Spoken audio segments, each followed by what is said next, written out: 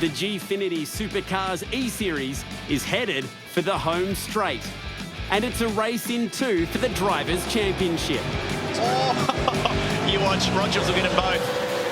Points leader Josh Rogers has the edge over his Walkinshaw Andretti United teammate Jared Phillip after a dominant display in the UK. And Josh Rogers is putting his foot down on this championship. There was also a breakthrough win at Boost Mobile Racing. And Ethan Grigul picks up his first win. Now, with the top five guaranteed a slice of the prize pool, can the title favourite keep his cool to lift the coveted trophy? He'll be heading to the final round with an almost unassailable lead. There's plenty at stake as we return down under to race on some of our favourite circuits in the ultimate showdown.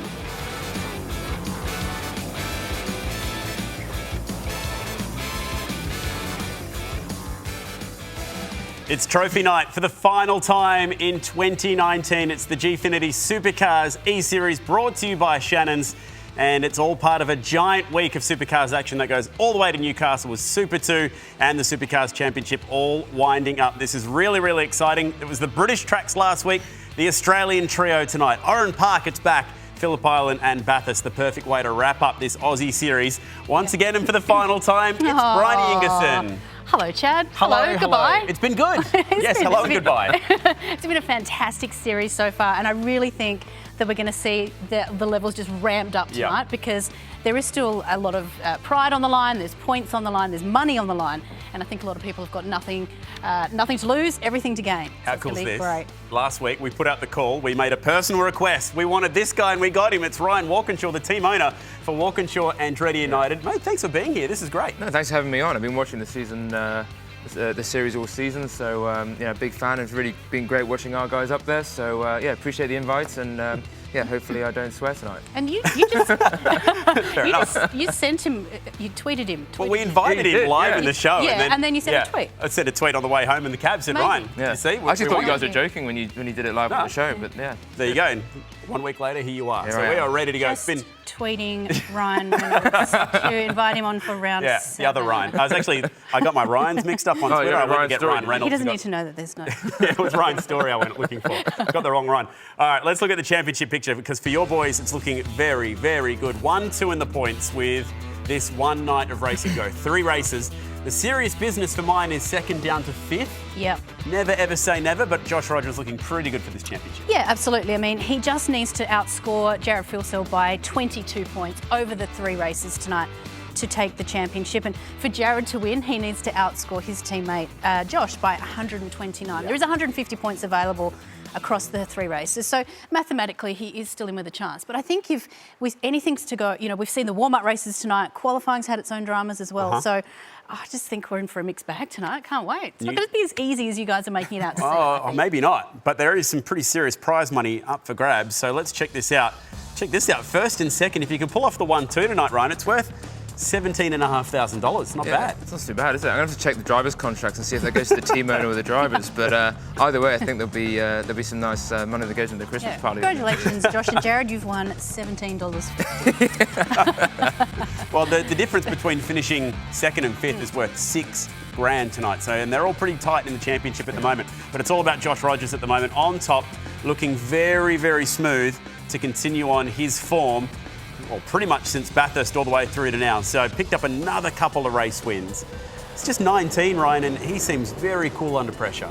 Yeah, he does, and he's shown that over this season as well because, these races have been pretty close. And I said to you guys earlier, I've been surprised by the level of quality and of all the driving across the series so far. It's amazing how we found 12 drivers out there in our first season who really set a really high bar for anything we do in the future. Josh has obviously done an incredible job to be leading going into these last 3 rounds, and for such a young guy being able to do what he's done, I think is really impressive. We've seen such good involvement from the different supercars teams in this championship. Walkinshaw Andretti United, obviously Red Bull and Brad Jones Racing. Boost Mobile. But it was Boost Mobile that I wanted to give a very special mention to because they picked up their first ever win at the last round. It was Ethan Grigul driving. It was the reverse grid win, but he had to convert this off a pretty good starting position. There was a bit going on behind him. This would be a pretty special moment for him to pick up his first race win. and your guys behind them were having a pretty seriously heated battle. Yeah, bit of a tussle. Yeah, so there was, well, actually, this is sort of a race in two parts, wasn't it, Bryony? Because we had Jared Philsell trying to push his way through the field, and Josh Rogers, who just minded his own business, and things like this kept happening up the road. Yeah, that's exactly right. That's Emily Jones and Jake Burton. They're having their own tussle behind. I don't think they quite got the results they had wanted, but it was a really strong performance by Ethan Griggle, and he needed that. You know, first win for the season. It's a nice way to head into the last round, isn't it? Yeah, and it also means that Red Bull are the only team that are actually yet to win a race, which is very unlike anything that we usually see in supercars. Oh, I think it's a nice change. That could very well change tonight. Yeah, no, very well could. And, you know, as Bryony pointed out earlier, you know, there's a lot of people with nothing really to lose tonight. They're going to be looking at that prize money, trying to step up the ladder a little bit more to get a little bit more of that prize money. So what's been good about the reverse grid races, from what I was saying prior, is that, you know, we're never going to do this in supercars. It's something that a lot of people see as not real racing. But it's actually been really, really exciting to watch how a supercar race with a reverse grid could actually look. It's actually really exciting. You know, it's a great, from purely a spectator point of view, you know, we've had some really, really exciting racing because it mixes it all up. They used to do it in Super 2 not that many years ago. We've been pushing it hard from this desk. Yeah, we certainly have. Yeah, right. But it's not our money on the line. Speaking of money, the Shannons Classic Moments, it's up for grabs once again tonight. But before we get to there, let's check out this week's winner. Your boy's involved, but he was on the wrong side of this one. It's Ethan Griggle. So the news gets even better for Boost Mobile Racing because their driver has picked up $500. So well done to Ethan, topping off a great week for him. And Trent Thomas from Red Bank in Queensland picks himself up $500 as well. So that's 2 GRM winners in a row. Yeah, absolutely. Just Trent, they're raking in the cash. Bring it at home. He's going to spend it on. Hopefully. Come to Newcastle this weekend. Join the party. Absolutely. Comes to see. Last minute trip down. Yeah, Yes, exactly. There's going to be lots to see in Newcastle regardless, but there's going to be 3 more happening at the end of tonight that are definitely worthy of your vote. So head to the E-Series website. We'll be announcing those winners online because we won't obviously have the show next week. So keep an eye out for that one as we push through. All right, let's take our attention now to Oran Park because this is a really cool racetrack with so much history. And I'm really excited to see this back. It's almost a bit of retro round tonight. We're going to go for a ride with Madison Down in the Shannons car. This is an old school cool circuit, opened up in the 60s, and it's fair to say, Ryan, a lot of our fans really miss it. Yeah, I mean, I've actually never been there, and I've only ever seen old footage from when supercars were there from you know, well before my time involved. What's great about this E-Series again is we've managed to be able to see what supercars races could look, admittedly virtually, on tracks which may not be existing anymore, or also tracks where we know, you know, we're never going to go and race in Silverstone. So to be able to see what a supercar race could look like at some of these international circuits has been really, really enjoyable to watch, and you know, quite unique. So it's got that beautiful old figure 8 style to it where you run across the GP circuit and then back onto the old part of the track here. And it's got one of the best last sectors in Aussie motor racing. Such a shame that it went the way that it did. So through turn 9, the famous flip-flop, 10 and 11, get the car on the curb there, get maybe up on 2 wheels, and this famous last corner where you drift the car out towards the concrete wall, right where the pit entrance is as well. So it's a very, very difficult pit entrance to make work.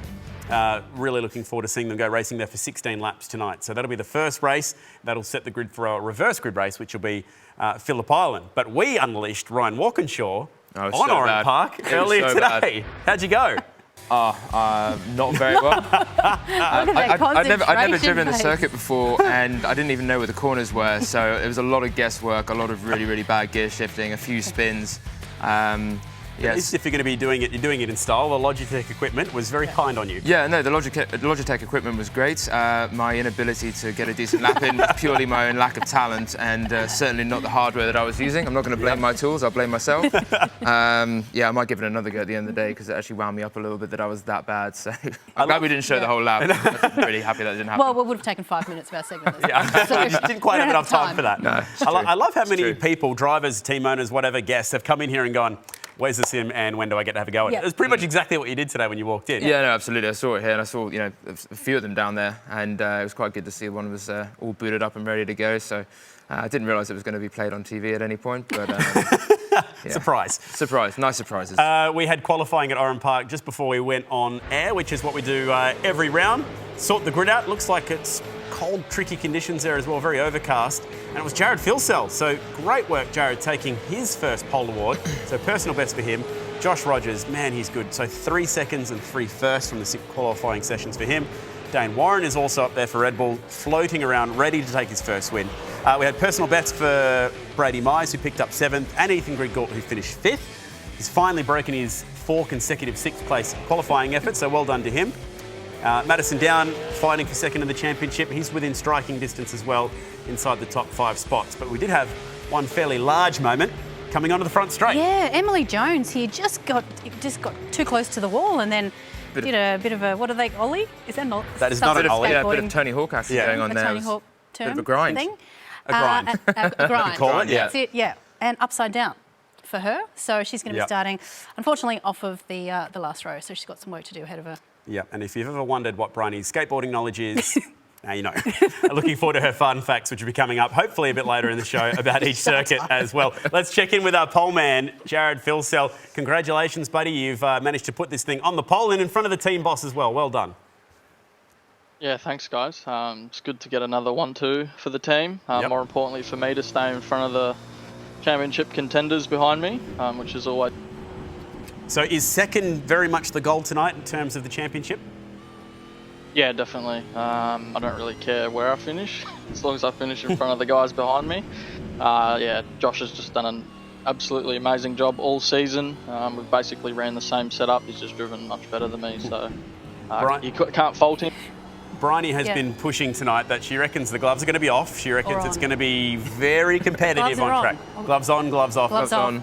Either way, Jared, I did overhear Ryan saying earlier, I'm pretty sure he said you have permission to take Josh out. I didn't. You did not? Oh, no, I didn't say that. So I was actually complimenting how clean they were racing. Oh, that's right. I got that mixed up. And I complimented obviously his profile picture on screen at the moment. It's absolutely, look at that. That is absolutely magnificent. He's like a stern wizard. It's just amazing. Such a good pick. Jared, best of luck, mate. The team boss is wishing you all the best. I think that's the easiest way that we could say it. Yeah, thanks, guys. I'll give it a good crack.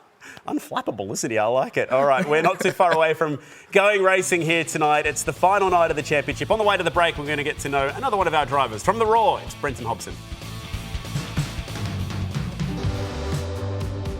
Been sim racing since 2014. Somewhat of a veteran amongst some of the other people about. Just always about trying to do the best I can every time I hit the track, pretty much.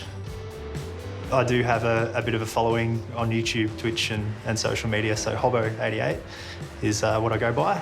Started creating content for YouTube and other social media stuff, just basically out of wanting to share what esports is, what sim racing is to the masses, I guess.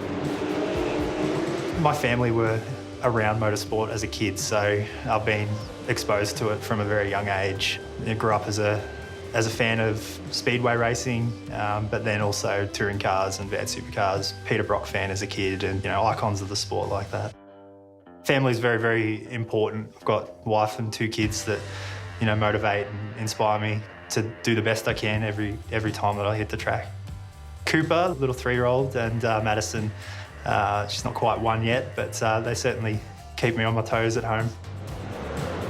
When I'm not on the track, I'm a web designer by trade and a bit of graphic design and video editing, and it goes hand in hand with all the stuff that I do. It's a big competition and there's a lot of, spotlight on it and a lot of exposure for all of us guys that are racing.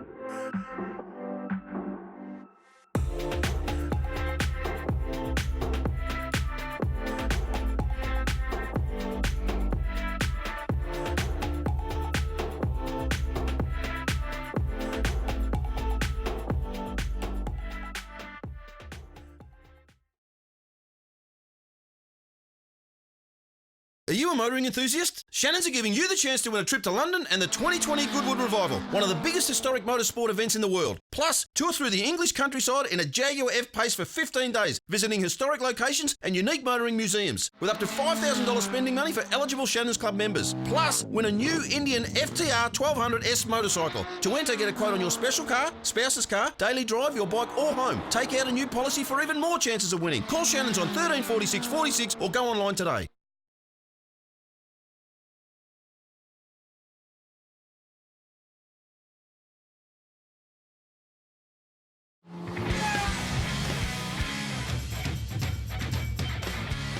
So this is how we queue them up for the final, for the first round, or the final round of the night. So first race tonight, Oran Park, race 14. There we go, off and running. Jared Philsell on the pole alongside Josh Rogers and Dane Warren. So that is the top three.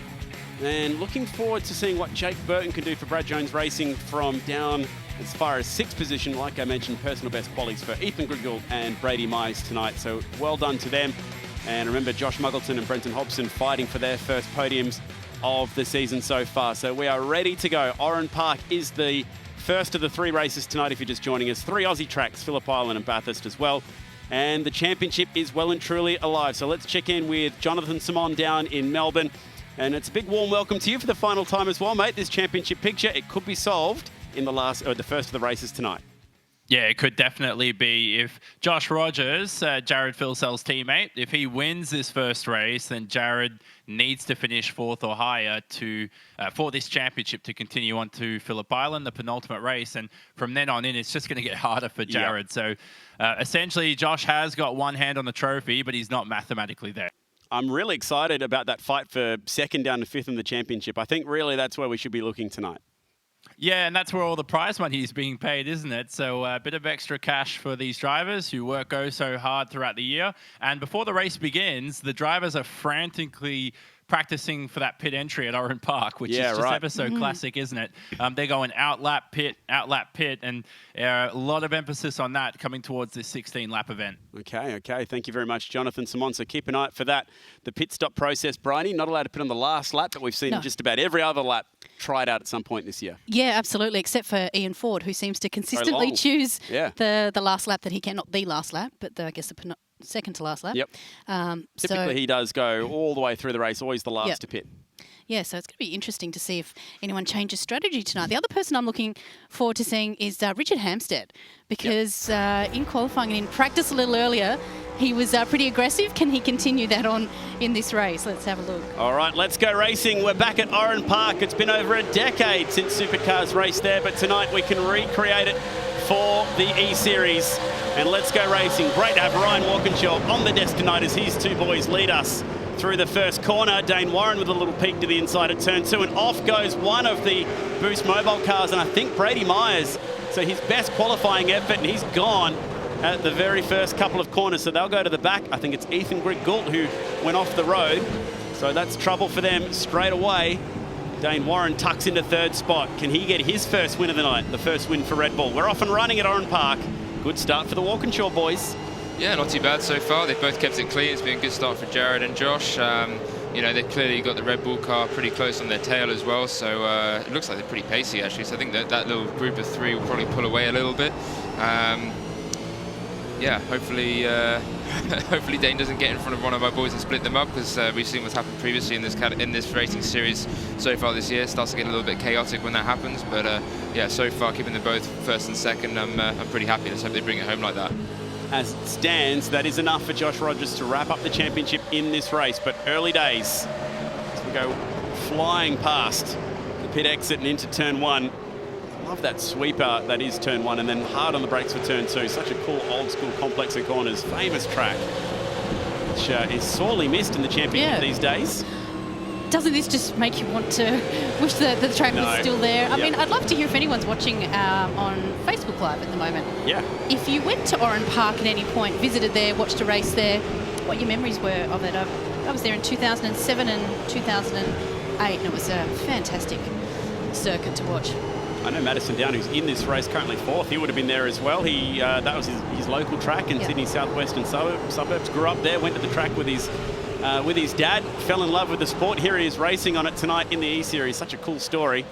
And if anyone's watching right now, let us know your memories of Oran Park. Maybe someone's watching from Oran Park. It's now a wall, of course, houses. Yeah, which is, I'm sitting in my lounge room on the front straight. Yeah, exactly, pretty much. We go down the front straight right now, past the pit entrance. No one brave enough for a pit stop this early in a 16-lap race. It's a fast first corner. Fairly heavy on the braking, doesn't it? A few squeaky bums coming in there. And tyres too. That was a left front lock-up for Dane Warren. Just got away with it. So remember, pit stops, you have to take on 4 tyres. Plenty of inside locking going on up at turn 3 as well. This is turn 4, the old champion curve. And you climb up the bridge. This is good. A bridge is good, isn't it? We need more racing circuits with bridges, I think. Need more bridges. Totally agree. Totally bridges, agree. tunnels, figure eights. Yeah. We have multiple bridges, maybe like 3 or 4 in a row. Why not? We had Suzuka as well, didn't we, earlier this year? So we did. A couple of figure 8 circuits, which is good to see.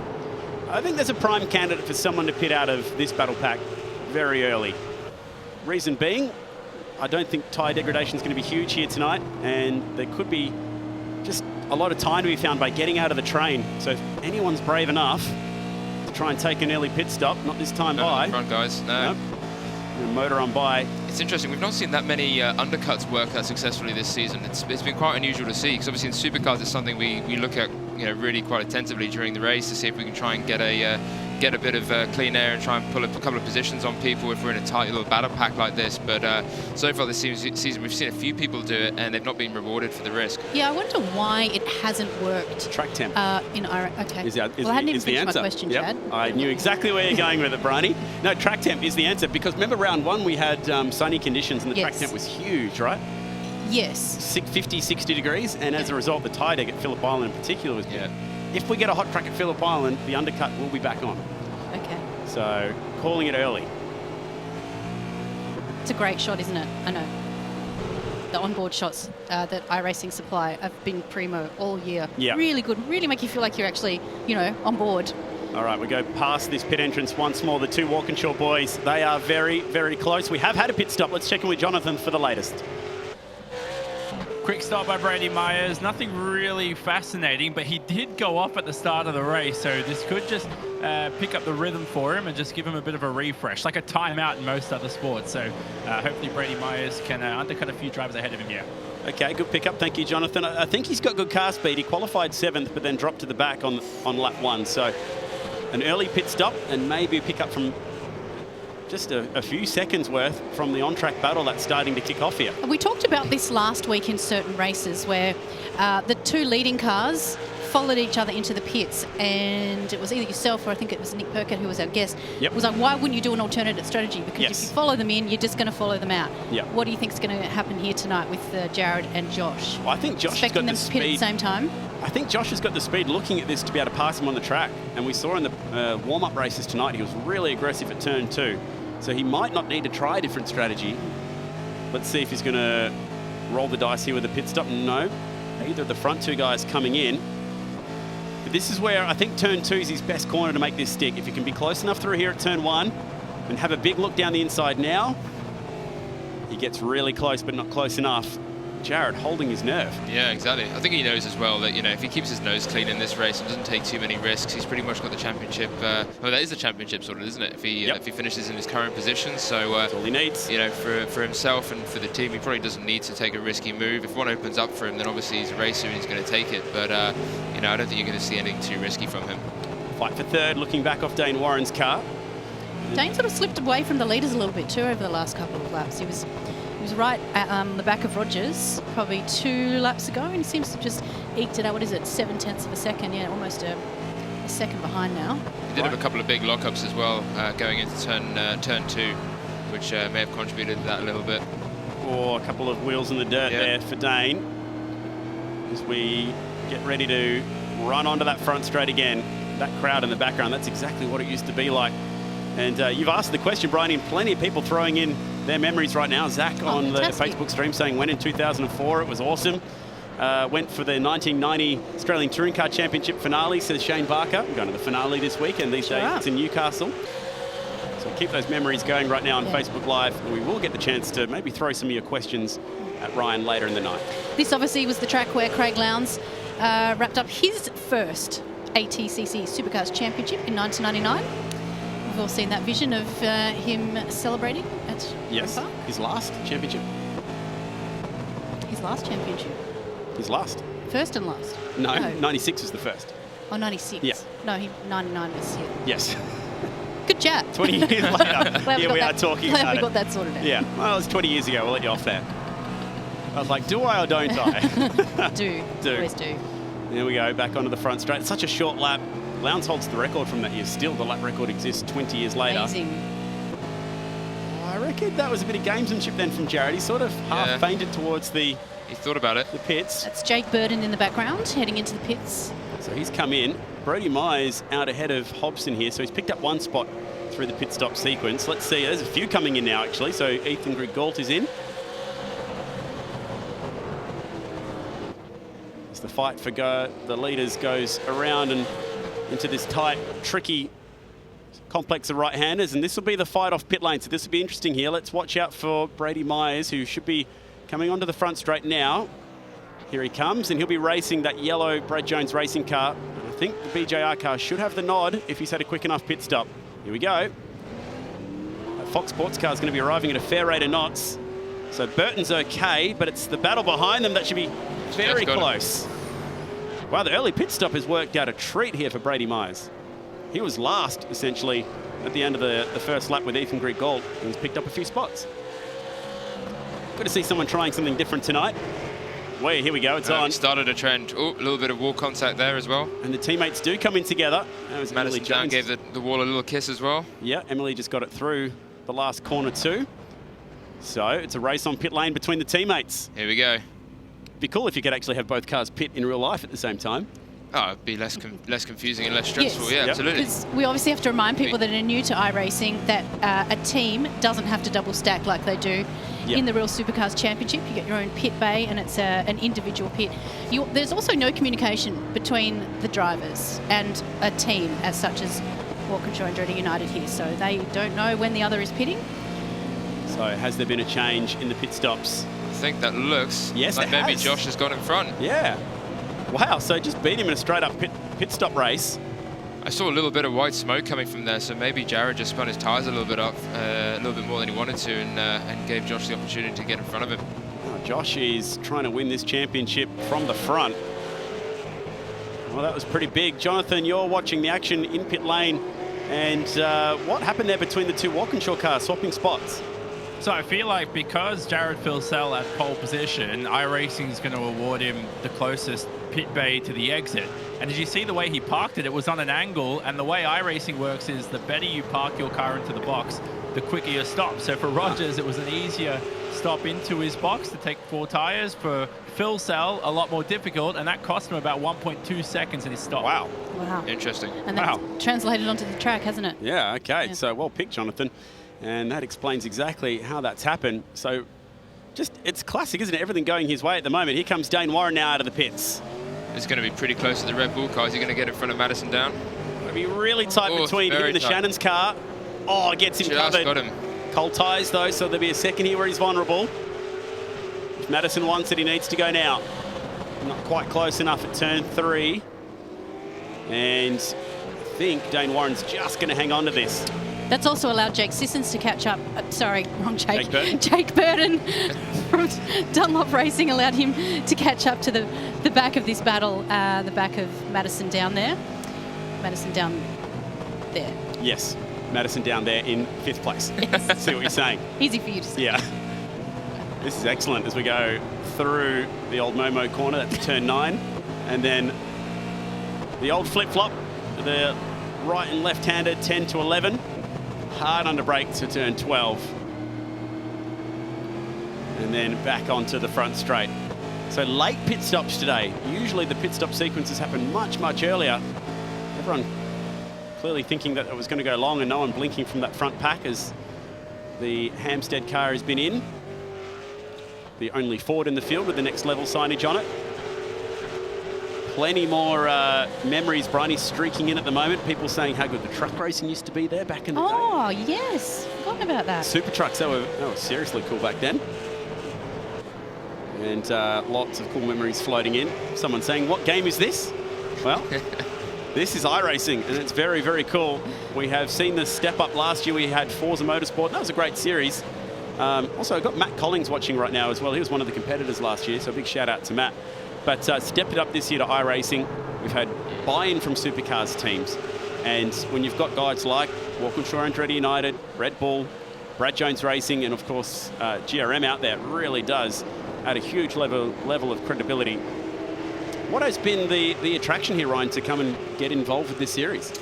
I think for me personally, I've been a gamer pretty much all my life, and I've always been supporting esports. We actually looked at setting up an esports team, not necessarily racing based, a while ago. So when the opportunity came up, and I saw some of the racing from last season, we made a commitment that we were going to go and do it, and we found the sponsorship to go and support it. Fortunately, Mobile One, really stepped up and helped us get into it, and it's been a really, really good program for us.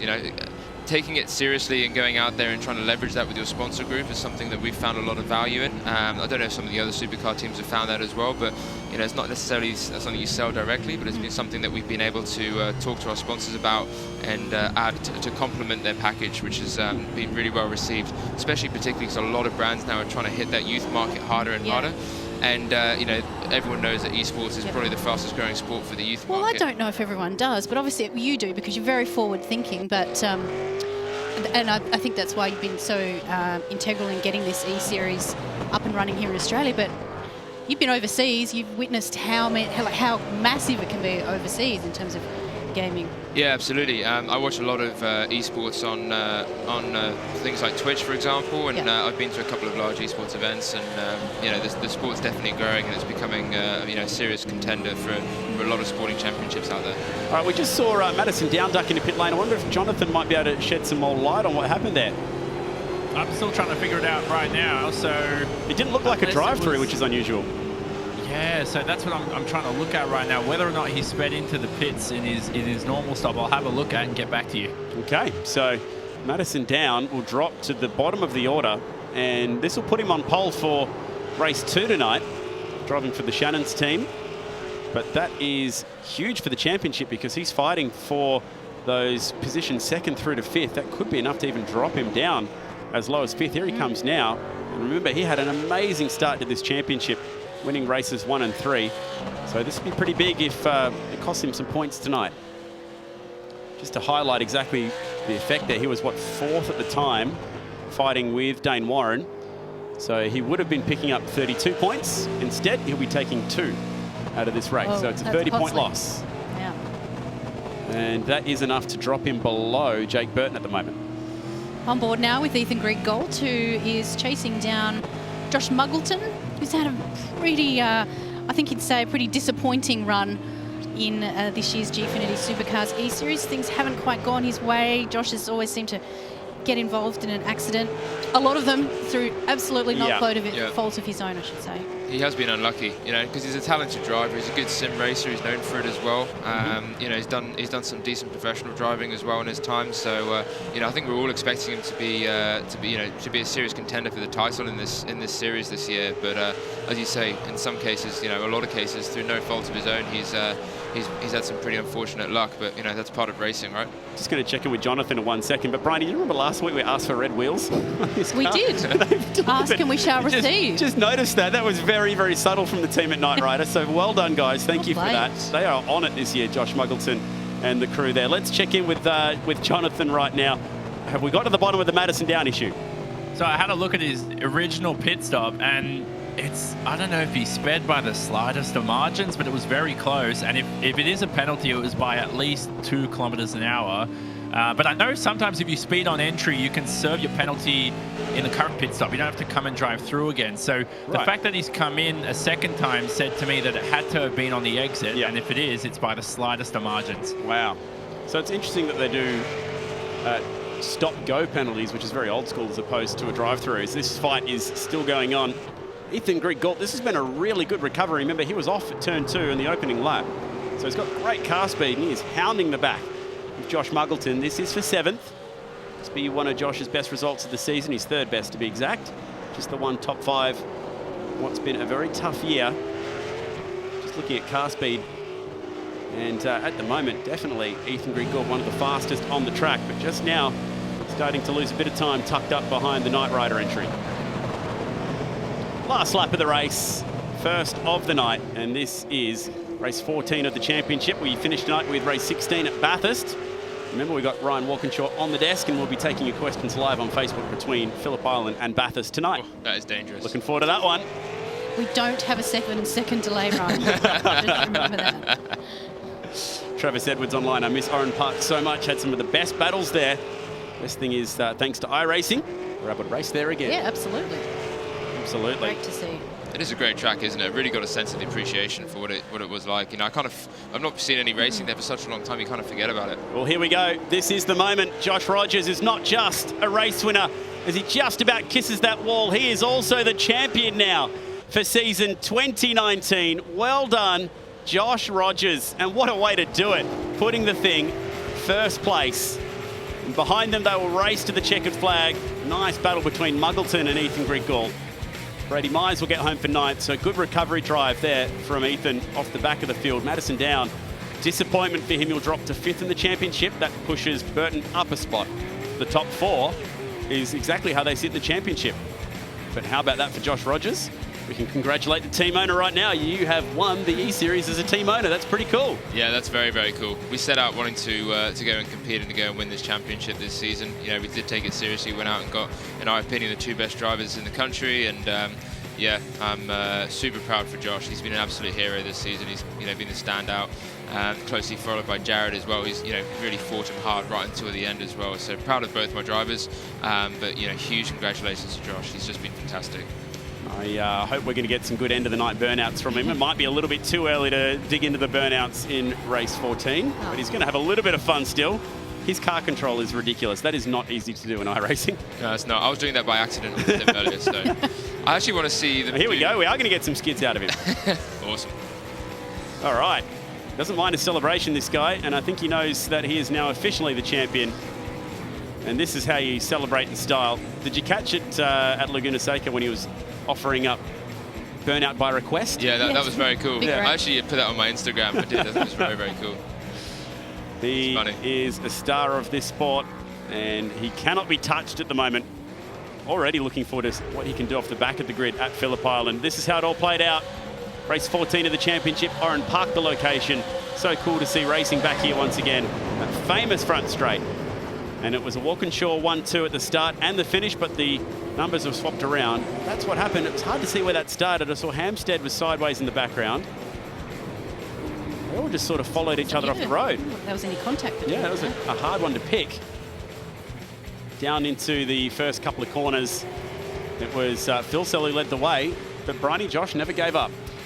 No, he didn't, and that's what we've come to expect from him all season long. Just a really strong, standout competitor, and the pits was where he won the race. Would have been interesting to see if Phil had to come out in front, whether Josh could have passed him. But here we go. Here's the replay of Josh just getting a better stop, getting out in front of Jared and Madison Down, knocking on the door there until that incident that put him to the bottom of the field.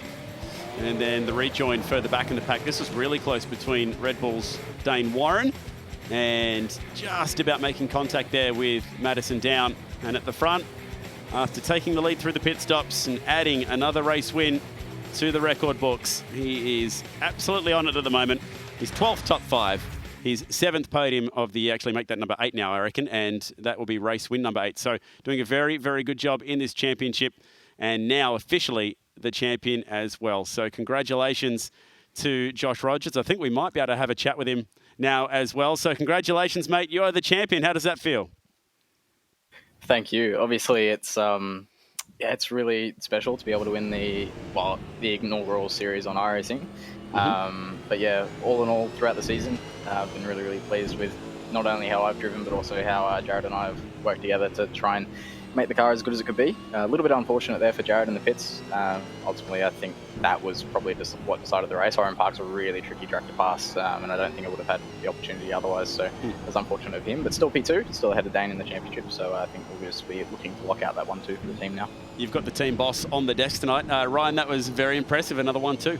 Yeah, no, super happy. I mean, we've had a few of these 1-2s this season, so you know, as Josh said, I feel a little bit bad for Jared there. I think he'll be feeling a little bit down on himself for what happened in the pits, but you know, at the end of the day, both of them fought hard, they fought clean, and you know, we've now the championship winning team for this season, and you know, we've still got Jared in second place, who's still got a lot to show for the last two races this evening. So super happy, but still can't wait to watch a little bit more. Hey Josh, the big news here is you pick up the 10K payday as well as a chance to come to the Supercars Gala to win the trophy. So you're going to have to get the suit out, mate. Yeah, it might be a little bit dusty. Might have to brush that up or get another one. But yeah, no, honestly, looking forward to that. I think it's something that, I mean, I haven't been to a gala other than the AKC one a few years back. Yep. And then obviously the following week as well, the Porsche Night of Champions as well. So a few weeks ahead, but still got another couple of races to go tonight, and still trying to do as good as I can. Josh, well done. I'm sure that Ryan will lead the way. I mean, lead you astray. I've had some practice. You have had a lot of practice at galas. I'm yes. really good at leading people astray. So watch out for the team boss, mate, on Monday night after Newcastle. It's going to be really exciting. Enjoy the last two races, mate. Well done. Good job, mate. Cheers, guys. Thank you. He's got the tick of approval from the boss and a chance to party with him on Monday night as well. That's really, really cool. And when you consider the rest of the year, Ryan, he's had an amazing run. So like we mentioned earlier, Porsche Super Cup champion, that picked up a 50K payday, I think it was, for that one, which is a huge, huge win. Plus all the iRacing wins on 24 Hours of Daytona, Le Mans, Nürburgring, Spa, and the VRS GT iRacing World Champion. He's one of the best in the world, without a shadow of doubt. Yeah, I don't think there's many people who are going to try and dispute that. You know, he's not only done an absolutely stellar job and been, you know, near perfection this entire series in the Supercar E-Series, but you know, his pedigree going back to everything else he's been doing this season. I mean, he's got to be one of, if not the best, you know, e-racing drivers in the world at the moment, and it's impressive, especially being so young. You know, I can only imagine what he's going to be able to succeed in doing in the future. How cool. All right, let's turn our attention now to our first Shannons Classic moment for tonight. We're going to delve a bit further back into the battle pack, and I'm not sure if it's because they rolled out the red wheels tonight, or maybe it's because Josh Muggleton is just so deserving. But this was a good little battle, this one, between Josh Muggleton driving the Knight Rider Motorsports car and at a cool old venue like Oran Park. This may even catch some votes tonight. And I think this is probably almost fair to say Josh Muggleton's highlight of the series so far, in terms of strong performance, having a good old ding-dong battle and keeping out, staying out in front and keeping that position after we mentioned all the terrible luck that he's had and misfortune. Yep. Good to see that he can finally show what he's capable of. Well done. So pushed all the way by a former race winner. Is that your favourite moment of the night? Head on to the E-Series website after all three moments have been captured and you can cast your vote. That's the first Shannons Classic moment tonight. So 1 down, 2 to go. This is how they finished up. It's another win for Josh Rogers, continuing his incredible run of form so far. Like we mentioned, that is now 9 podiums, 8 race wins, 8 out of 14. Very, very impressive indeed. And looking forward to seeing how he goes off the back of the grid for the next one. Further down the field, and that's another good run of performances from Ian Ford and Richard Hamstead. 2nd, 3rd and 4th in the race though, Bryony.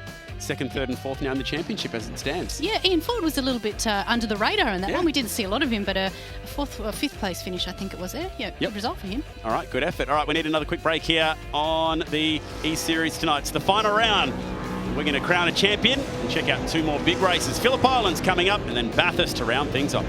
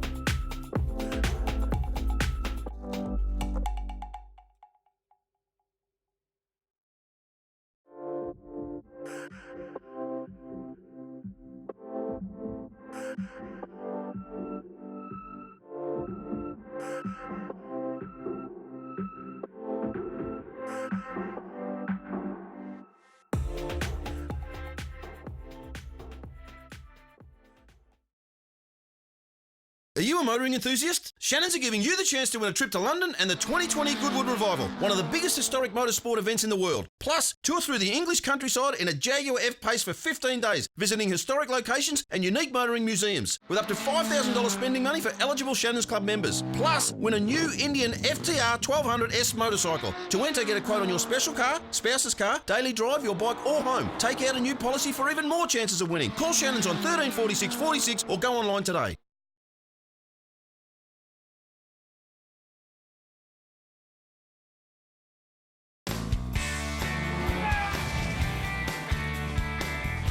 Shannons are giving you the chance to win this amazing Indian FTR 1200S. Plus, there's also a trip to London to be won to the Goodwood Revival, a true celebration of motorsport. To enter, just go to shannons.com.au and request a quote. My real-life motorsport started in sim racing. That's where I got my jump through Nissan GT Academy. I've done it sort of back to front to a lot of the real-life guys these days who are using the sim for training, whereas I use it the other way around and use that to get my leg in the real world. I love motorsport. I love watching the battles, and you can read certain drivers and what they're thinking and how they're going to attack a certain situation. The whole strategy and trying to control something that's out of control is really appeals to me. I think my dad and my uncle are responsible for getting me into motorsport. We attended V8 Supercar races, or Australian Touring Car Championship as it was in the day, ever since I was a little boy. Very lucky to have a loving, beautiful wife who's very supportive, my wife Jess, and we've just had a daughter, Olivia. When I walk through the door or after a race in the sim and see their smiling faces, that just makes it all worthwhile. My role model would probably be Scott McLaughlin. I've been lucky enough to meet Scott before through iRacing. Been for a hot lap with him as well, back in his development series days, so that was cool. He's sort of like the modern day Peter Brock. He goes about his job in a professional way, but he's always got plenty of time for the fans and the kids and all that. Big respect for him. I've been racing against a lot of these guys for a lot of years now. I've been sim racing teammates with a lot of them. I still am with a few of them. Emily, Richard, Madison. We're teammates at TTR, Trans-Tasman Racing. I'll be looking out for them and supporting them quietly, but there'll be no holds barred. I'm here to beat them.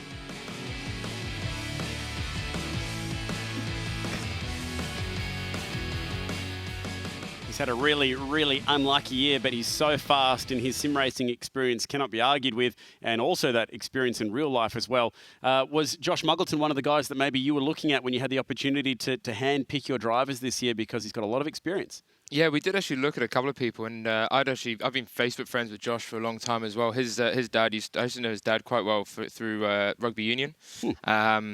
And it's a weird crossover, isn't it? It's a really weird crossover, isn't it? But he's been an impressive sim racer for a long time. He's clearly did a lot of stuff over his career as well. So we did look at Josh, as well as a couple of other drivers who are racing this evening. Yeah, okay. Well, it's not been his year, but definitely a talented guy. Let's check out now a hot lap of our next venue, and what a famous place this is. It's long been a part of the Supercars Championship and a two-race feature in our calendar this year. It's also very well known for its two-wheel occupation as well for World Superbikes and MotoGP. But we love watching supercars go around here in real life or virtual. Bryony? Yeah, we sure do. Always a lot of fun, this place. Yeah, absolutely. And this was the place where Madison Down got a win last time around. Yeah, race one of the champions. Yeah, it was the first race. So he'll be looking to repeat that tonight, because he's struggled a little bit in form for, since then, I think. I'm sort of curious as to how, if tonight's race will play out similar. Now, the two big differences here are, one, it's reverse grid, and two, that was actually here, Ryan, using the sims and the Logitech equipment, where now they're back home and they're on their own gear, and so it's going to be something that's, hugely different for them. Sure, and it was interesting speaking to some of the drivers after that. They're so used to using their own hardware at home, and Logitech have got some great hardware that we've seen them racing on during that event. But you always do a little bit better with what you're used to, and even things like just having the muscle memory on what you're doing with your feet and your hands when you're in your simulator. So as you said, I think it'll be a slightly different result on what we'll see from the previous time we're here. I'm interested to see what happens with, as you said, the track temp. If it's going to be a hot day, and we're going to be able to see some of that undercutting action coming into play, and a bit of strategy, so that'd be pretty exciting. Well, it's a famously high degradation track, and that was a pretty clean lap from Jake Burton, beautifully driven in the Dunlop car. So they'll be lining up like this. Madison Down Well, he won here last time out, and he's in the perfect spot to continue that. It was Josh Rogers who finished second and Dane Warren third last time, and they've got a lot of work to do off the back of the grid. So Madison Down has to come in as clear favourite for this one. Absolutely, but also looking forward to seeing what Brenton Hobson can do off of the front row and show his potential in the second to last race of the season. Emily Jones off of row 3. Brady Myers, he was quick in the first race. Can he translate that here to Phillip Island? He'll start off with the second row. And as you mentioned, the big guns down the back. Yeah. Red Bull Holden Racing Team, Walkinshaw and Andretti United, and obviously Brad Jones Racing as well. Can they carve their way through the field? The food? Maybe. Be a party if they can. Now, it's a tough track to pass, so they've got to get it done early. So watch for Rogers, Philsell, Warren and Burton to really go hard in the opening lap. There is always that chance of an early pit stop, but if there is deg late in the race, it'll be tough to get home on a lap 2 or 3 pit stop. So quite a few ways to spin this one out, but wouldn't be surprised if we do see early stops off the back of this one. So not long now until we go racing for race 15. Can Madison Down pick up the race win like he did in race number 1? He's been able to win 2 races in this championship, all of them on that opening night. Since then, it's just Josh Rogers who has been the man. All right, let's do this. We're gridded up on the famous Phillip Island Grand Prix circuit. And we are off and running. Both of our tracks to start the night have both hosted the World Superbike Championship. And it's just about the only thing that they have in common, apart from a ton of Australian Touring Car Championship races as well. So Madison Down leads us through the first corner. Brady Myers high and dry around the outside of Emily Jones. Muggleton slots in behind Hampstead, and it's there that we go right now. Hampstead runs wide. Muggleton to the inside, those Dayglow orange wheels. I love that look on that car this year. And we go running through Southern Loop top towards Stoner Corner. Jake Burton's dropped to the back of the pack. Emily Jones trying to hang to the outside of Ethan Grigg-Gault. Ethan to be a chance at a podium here. Ian Ford runs wide down at the hairpin. There's a bit going on, but they're keeping it clean as we go up towards Siberia, and that is now finally a chance for this race to settle down. Or as soon as I say that, there's contact between Jones and Ethan Grigg-Gault. They were side by side for a few corners. So maybe this is not over yet. We'll go side by side through the hay shed. That's a tough spot to make it stick. Muggleton on the outside, and he's off the road. It'll be tough to try and get that thing stopped without making contact, and he's sideways as they climb Lukey Heights. Cracking opening lap to this one. Look at them fan out nearly 3 wide, diving down into MG. Just waiting for this to settle down and take a breath, but we're going to go the entire lap just about with battles going on. There's another rub. Ryan, this is an awesome first lap. Yeah, it's good, isn't it? A lot of bit of contact. I think Madison Down had a really good start, and I think he's probably going to tear away with this now. You know, he was really strong at the last track last race we just watched, and you know, he's clearly got his foot to the floor on this one, and he's probably going to get a pretty nice gap. I think it's going to be really interesting seeing what happens in this mid pack. You got some really fast cars back here. We're going to be trying to take advantage of these first few laps while everyone's bunched together to get some track position, and as you said, pit stops coming pretty soon. They're all fast. They're all big names in that pack. Here we go. Absolutely. Hobson and Myers. There's a few drivers here that would dearly love their first podium. Hobson hasn't had a top 5 in this championship yet, so this is a key chance for him to get a really hard-earned race result. He was dispatched off the track on lap 1 during the Alton Park reverse grid race. And this will be tight between he and Myers. It'd be great to see Hobson pull a good result here in the second last race of the championship. Inside down there at Siberia. So finally this race is taking something of a pause, although as soon as I say that, he's got the overlap going up towards the hay shed, and he falls back in behind him. So Jonathan, will we see early pit stops in this one? Has to be this lap if you're going to do it, especially for Burton. I remember him talking to me in round 1 at this circuit that he'd opt for it if he was starting near the back of the pack. And don't let Madison Down's reverse pole deceive you. He told me he's a Phillip Island specialist, and he's showing it at the moment. Yeah, right, absolutely. We go side by side now, running back onto the front straight. Pit entrance is on the left if anyone's brave enough. You want to be back in the pack if you're going to try that. Jonathan's guess was Jake Burton. Brad Jones Racing entry, if anyone at all, and they go whizzing pie onto the front straight for the end of lap number 2. So no early pit stops. Actually, we've got Josh Rogers in. Yeah. Is he in, or is he just dropped to the bottom? Yeah, he's definitely in pit lane. So the champ is in early. As we go riding through turn 1, pit stops happening. It's Josh Muggleton. So the Joshes are in. Ahead. Josh squared. Yep, waiting for that car to be dropped. We're going to see a change in position here. Got a chuckle out of Ryan, that one. Nicely done. past the race control and commentary box on the left-hand side. No commentary box in the world has a better viewing platform than Phillip Great. Island. It is awesome. How about this now at the hairpin, turn 4. And the Raw is going to get pushed out here. Oh, there was a bit on there, Brady Myers and Richard Hampstead. Reverse grid racing, this is why we love it. Emily Jones is right in there behind the Raw car as well. She's got a good opportunity here. She's actually showing a lot of speed through Hayshed. She's been doing that all season, to be fair. She's really stepped up her game from her first event, but I think she lacked a little bit of confidence. But throughout the season, she's really progressed. She's been one of the people you've really seen grow throughout the competition. Yeah, that podium at Alton Park was hard earned. Getting some good results so far this year. We're right on board with Emily right now in the Workplace Law Racing entry. She'd probably have to win the award for biggest fan club. Between her and Brenton Hobson. Hobson has a huge following on YouTube.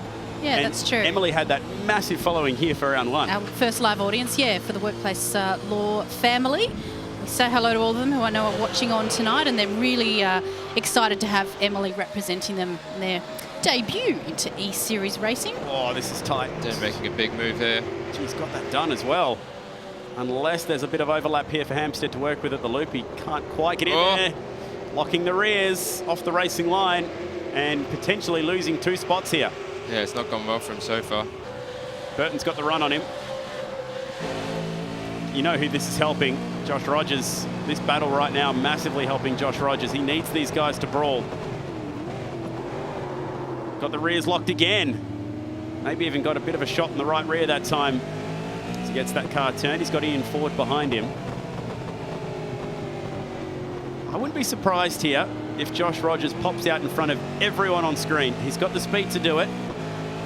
I'm looking forward to seeing what his next lap time is next time by. It'll be hard to know what that last one was with pit stops. But I get the feeling this next one could be a 1 minute 31 and he'll be right back into contention today. I think a pit stop on this lap would be very wise if you're in this battle pack because you are losing a lot of time the way they're fighting.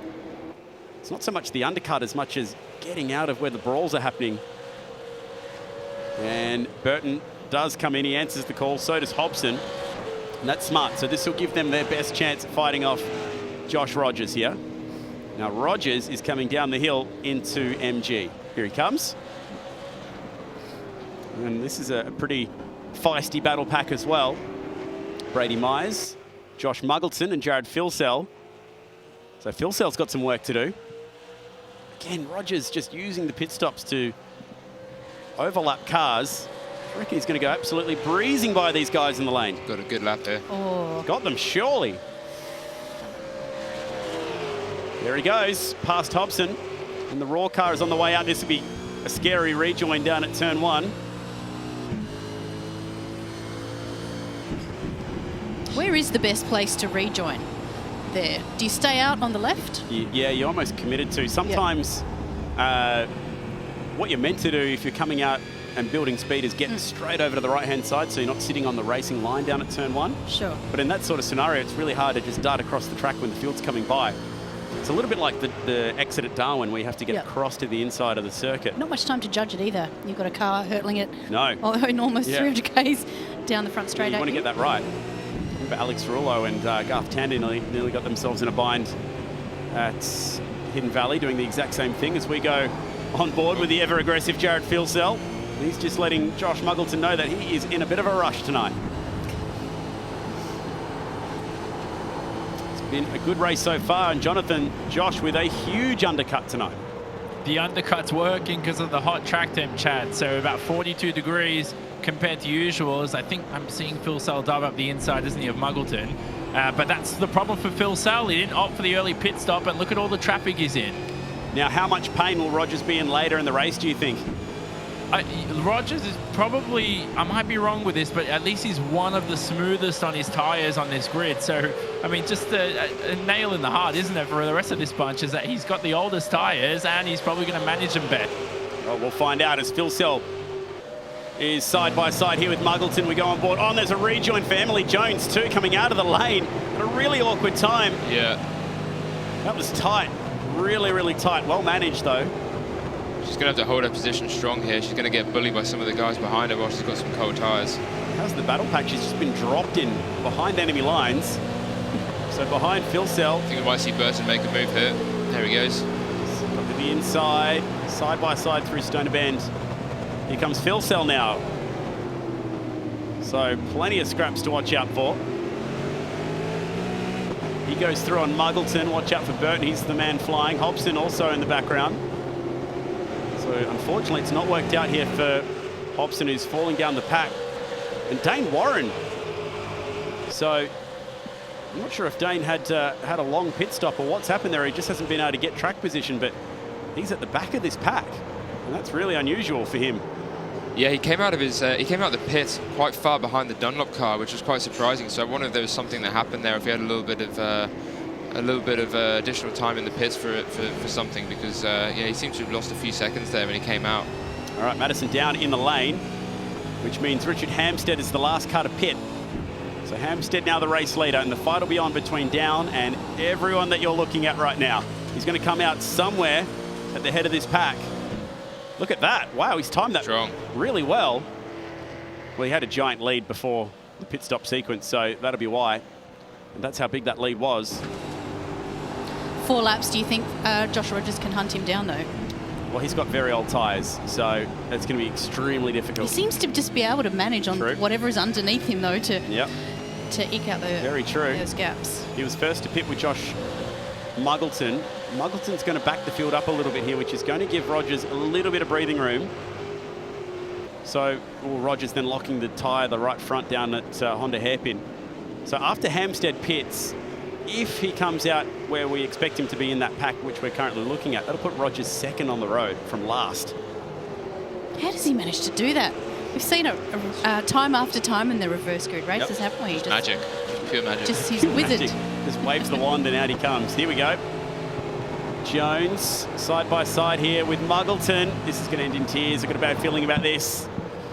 They are teammates in the TTR team, and Jones gets shoved wide. Dane Warren gets them both. That's a really smooth move from Dane Warren. 2 for 1. Jones fighting back. Gee, Muggleton's tyres are gone already. Yeah. He's struggling. So that could be a little precursor as to what's coming for Josh Rogers here.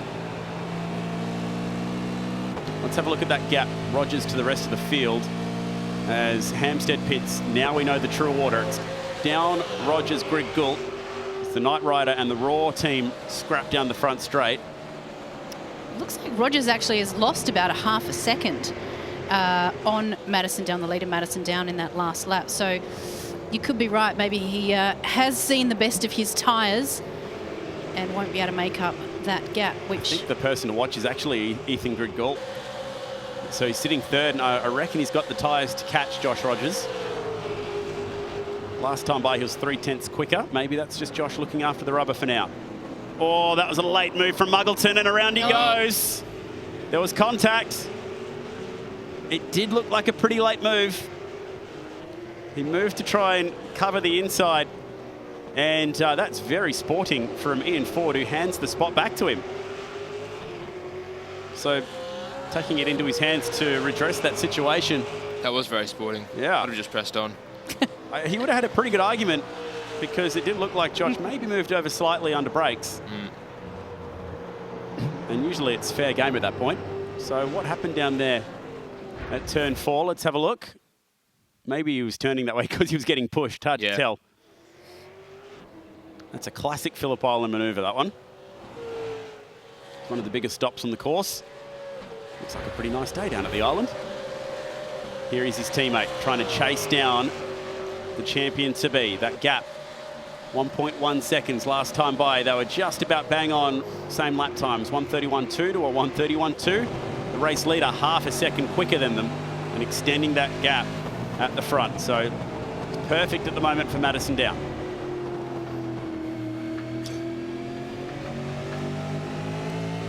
This is going to be a good scrap, guys. We've got Jake Burton in the Dunlop Racing number 8. Chasing Brady Myers. This is for position 6. And then Dane Warren wants to get involved. Yeah, I was going to say, I think Dane Warren's the one who's going to try and take some advantage of this. He's going to try and sneak through behind the Dunlop car.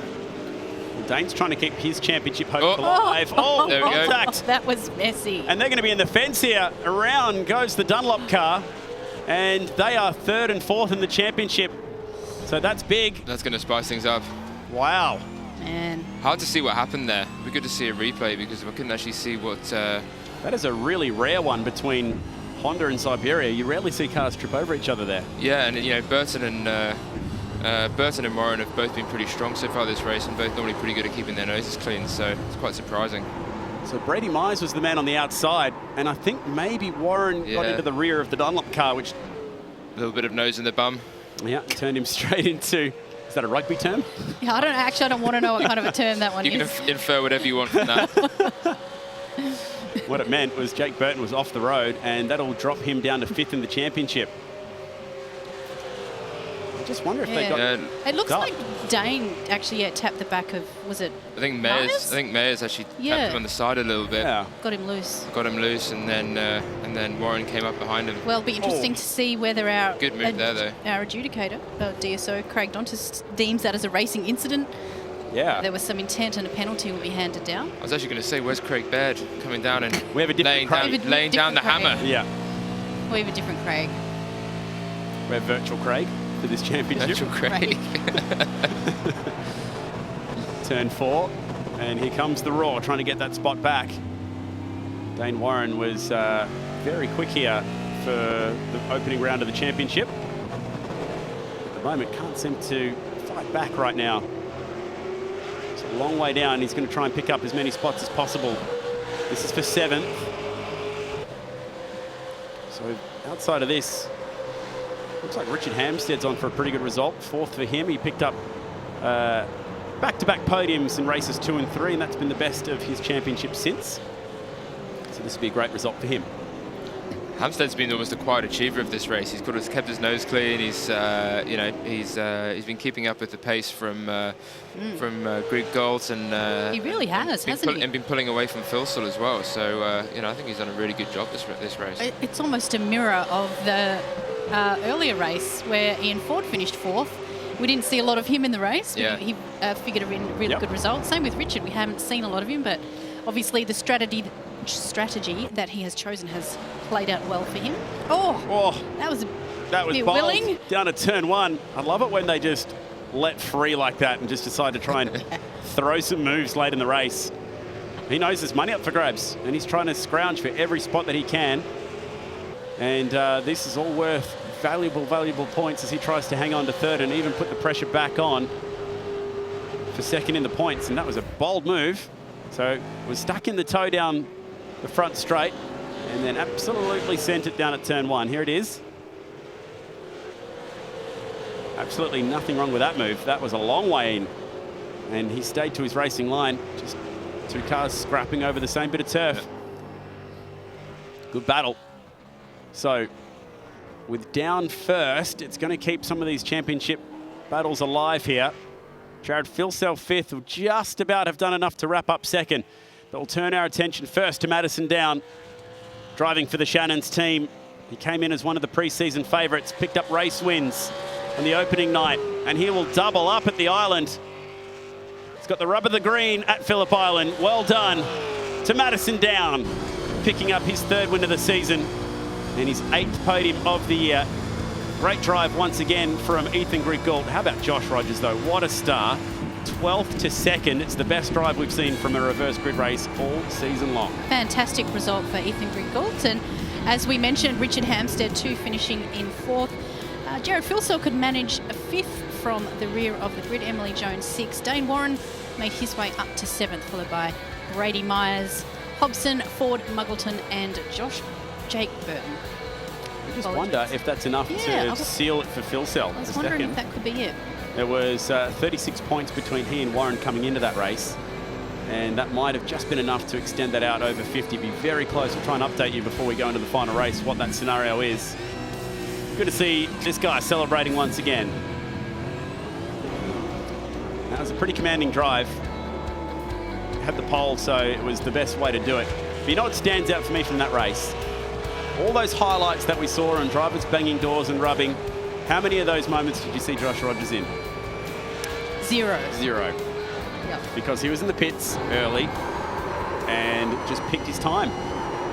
Bryony said it earlier, you know, when you got the cars on screen. I actually hate seeing my cars on screen when I'm watching them in real life, because I'm always nervous that that's normally because the cameras are there because there's going to be some action, and far too often you end up at the wrong end of it, either through your own fault or someone else's. So, you know, the kind of race where the cameras aren't on you the whole time until right at the end when you're crossing the line are normally the best ones.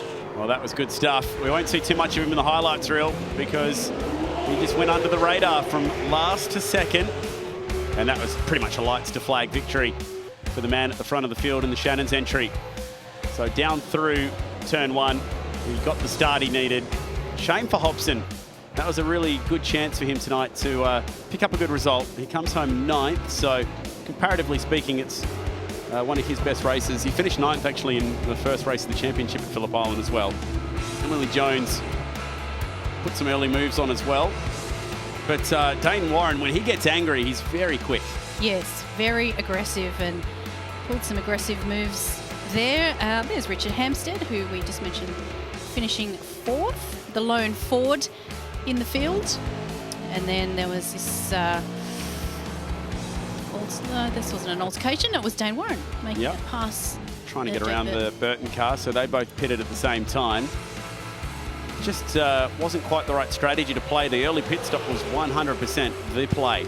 They were losing so much time on track in that battle pack right there that if you could get out and pit early, there was a big, big advantage. And that was already the moment. Josh was way ahead of him at that point. Oh, that's a hold your breath moment, isn't it? Yeah, it sure is. Yeah, it's a really tricky rejoin. That's why the MotoGP bikes actually enter the exit of turn 1. For that very reason, the most controversial moment of the race. Right there, Dane Warren, Jake Burton, also Brady Myers caught up in that one. I'm not actually so sure Dane Warren had much to play in that one. Hard to tell. Either way, he had to make up some spots late in the race, managed to somehow get that thing back to 7th, and has just kept that championship picture alive for 2nd. He's 46 points back. It's 50 available in the last race, so it's not impossible that he can steal 2nd with 1 race to go. Jared Filsell, after a 2nd and really a top 6 finish, probably be maybe 2nd, maybe 3rd on the grid for the last race, combined points. So wow, it's going to be super interesting. Yeah, I get the feeling it's going to be advantage Filsell in that one. Let's check in with our race winner. We didn't see too much of you in that one, Madison. That was just the perfect race from you. Yeah, absolutely. Got away to a good start and just maintained the gap from there. So, yeah, nice to get another win at Phillip Island again. The championship scenario for you right now, how high do you think you can go? I think anything higher than 4th's out of the question. I'm pretty much in a fight with the BJR car of Jake Burton. So it's looking really close going into that final race. Hey, what happened to you at Oran Park? Yeah, too eager on the pit limiter. Same thing that Josh Rogers did at Nürburgring. So pit exit. Yeah, just right behind Jared at pit exit. And when he accelerated, I went as well. But yeah, that was too early, unfortunately. So yeah, threw that one away. Aha, well, it gave you the perfect opportunity to get another win at Phillip Island, and you've clinched that, so looking forward to the final race now, mate. Best of luck. Thank you. All right, so how is that all going to play out? It's going to be a battle for 2nd now between Jared Filsell and Dane Warren. That's 46 separating those two at the moment, so Warren needs something of a minor miracle to pull off 2nd, so looking good for the 1-2 in the championship at the moment, and very much looking forward to that fight between 4th and 5th as well. Okay, let's check out our next Shannon's classic moment of the night. So there was quite a bit to watch out for in that race, and there was one guy who was carving through the field, Bryony, picking up many, many spots. Let's check out what our next Shannon's classic moment is. And Dane Warren, he was one fired-up driver. Yeah, he sure was, and he made the most of this opportunity, making the move past Josh Muggleton and Emily Jones while they were scrapping over a position, and ended up 7th in that race from the back of the field. And yeah, he was in all sorts, wasn't he? He was in quite a few, which could be probably nominated for Shannon's classic moments, but that's the one that we've chosen. So if you think that that's your favourite move of the night, remember after we go off air, you can go to eseries.supercars.com and vote for your Shannon's classic moment. Well done. Thank you, Bryony. That's the second one of the night. So here is the washout from the penultimate race of the championship. That's a fairly large buffer, 5.2 seconds in an 11-lap race. Absolutely smashed the field, but Rogers last to 2nd. he's a really clever strategist from the race seat. We saw him at Bathurst. He got the race win there because he just knew the right time to pit. And he's gone from last to second again because he knew the right time to pit. Yeah, exactly. And especially seeing as before the race, we were talking about, the risk of going too early on this track and the impact that it can have at the end as your tyres go off and people being able to catch up on you. And, he took the gamble and it did pay off. So, it was impressive strategy, and he just had a really clean race as well, because he said you didn't see him. Yeah, just went completely under the radar. So well done to him. We need one last break before we go running once again for the final race. Going to be talking supercars on the other side of this, posing some questions live to Ryan Walkinshaw in the studio. So I imagine one or two things could be dominating the conversation there. Stick around.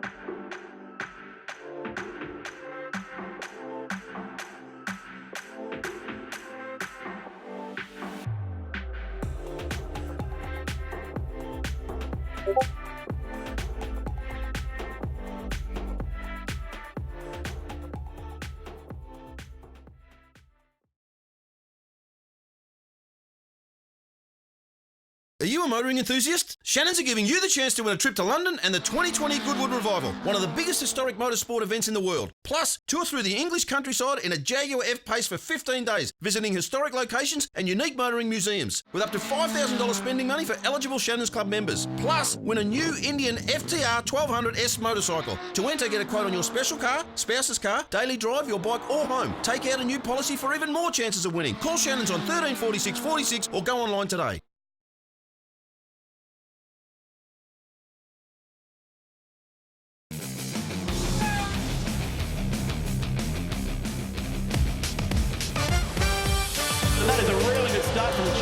On the outside. Oh, he gets a massive push, but goes for the lead anyway.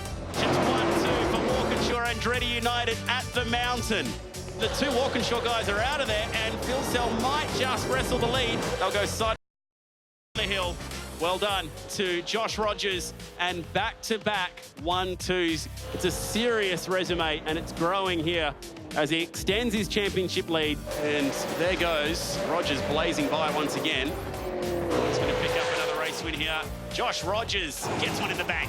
Here's something else. This 19-year-old, he is a real star, and he'll celebrate all the way to the checkered flag. And Josh Rogers is putting his foot down on this championship. He'll be heading to the final round with an almost unassailable lead. What a year it has been for Josh Rogers in this championship. Congratulations. He has wrapped up the title fight, but Second, third, fourth, fifth, all still up for grabs. We're queuing them up for the final race of the night. It's Mount Panorama, so you do not want to miss that. But what perfect opportunity with Ryan live in the studio to shoot us some questions. So wherever you're watching right now, whether it be on Fox Sports 506, on Twitch, on YouTube, on Facebook, get onto the Facebook live stream, because that's where I'm going to be throwing the questions over to Ryan. But first, let's take this opportunity to talk about what an amazing run it's been for Walkinshaw Andretti United, particularly in this championship. Your drivers, Josh and Jared, and they are on the money. Yeah, no, it's been impressive what they've done. I mean, I'm just so proud of the two guys because they've just been so professional to work with. We actually had them at the Gold Coast, the Gold Coast Supercar round as well. It was Jared's birthday. So it was great to actually meet them and spend some time with them and try and include them as a team. We went into this saying that, you know, we want the esports drivers that we ended up bringing on board to be, you know, and feel like they were part of the team and be invited to the events and you know, be part of the whole culture of our team. So, you know, it was great for everyone else to meet them in that instance, and I know that all the guys in our team and on the workshop and so on have been watching the esports series pretty closely. So I think it was quite cool for them to meet the drivers and have a chat about it all. That round at Bathurst in particular was with the synchronised burnouts and the 1-2 finish. That was probably the peak moment for you this year. Is that fair to say? Yeah, I think so. I mean, it was right before the real Bathurst race in supercars as well, so it was pretty cool. And you know, I think there was a few superstitious people in our fan base who were hoping that was going to translate into the real thing. But yeah, such a great moment for those guys. Our first 1-2, I believe, and a pretty cool moment to some pretty cool pictures out of that as well. Where were you watching that from? Were you in Australia at that time? Yeah, I was. I've been here since beginning of September, so I was watching it on my sofa in my slippers and dressing gown. So where's home for you these days? Because obviously from the UK, but you spend so much time here. Where do you? I guess you're just an international man of mystery. International man of mystery. That's a nice way of putting it. To be honest, my home's probably an Airbus A380. I do about 80 flights a year, 80 to 100 flights a year, which at least 50% of those are long haul. I actually live with my girlfriend in Monaco, but still spend a lot of time with my younger brother, and he still lives in Oxford.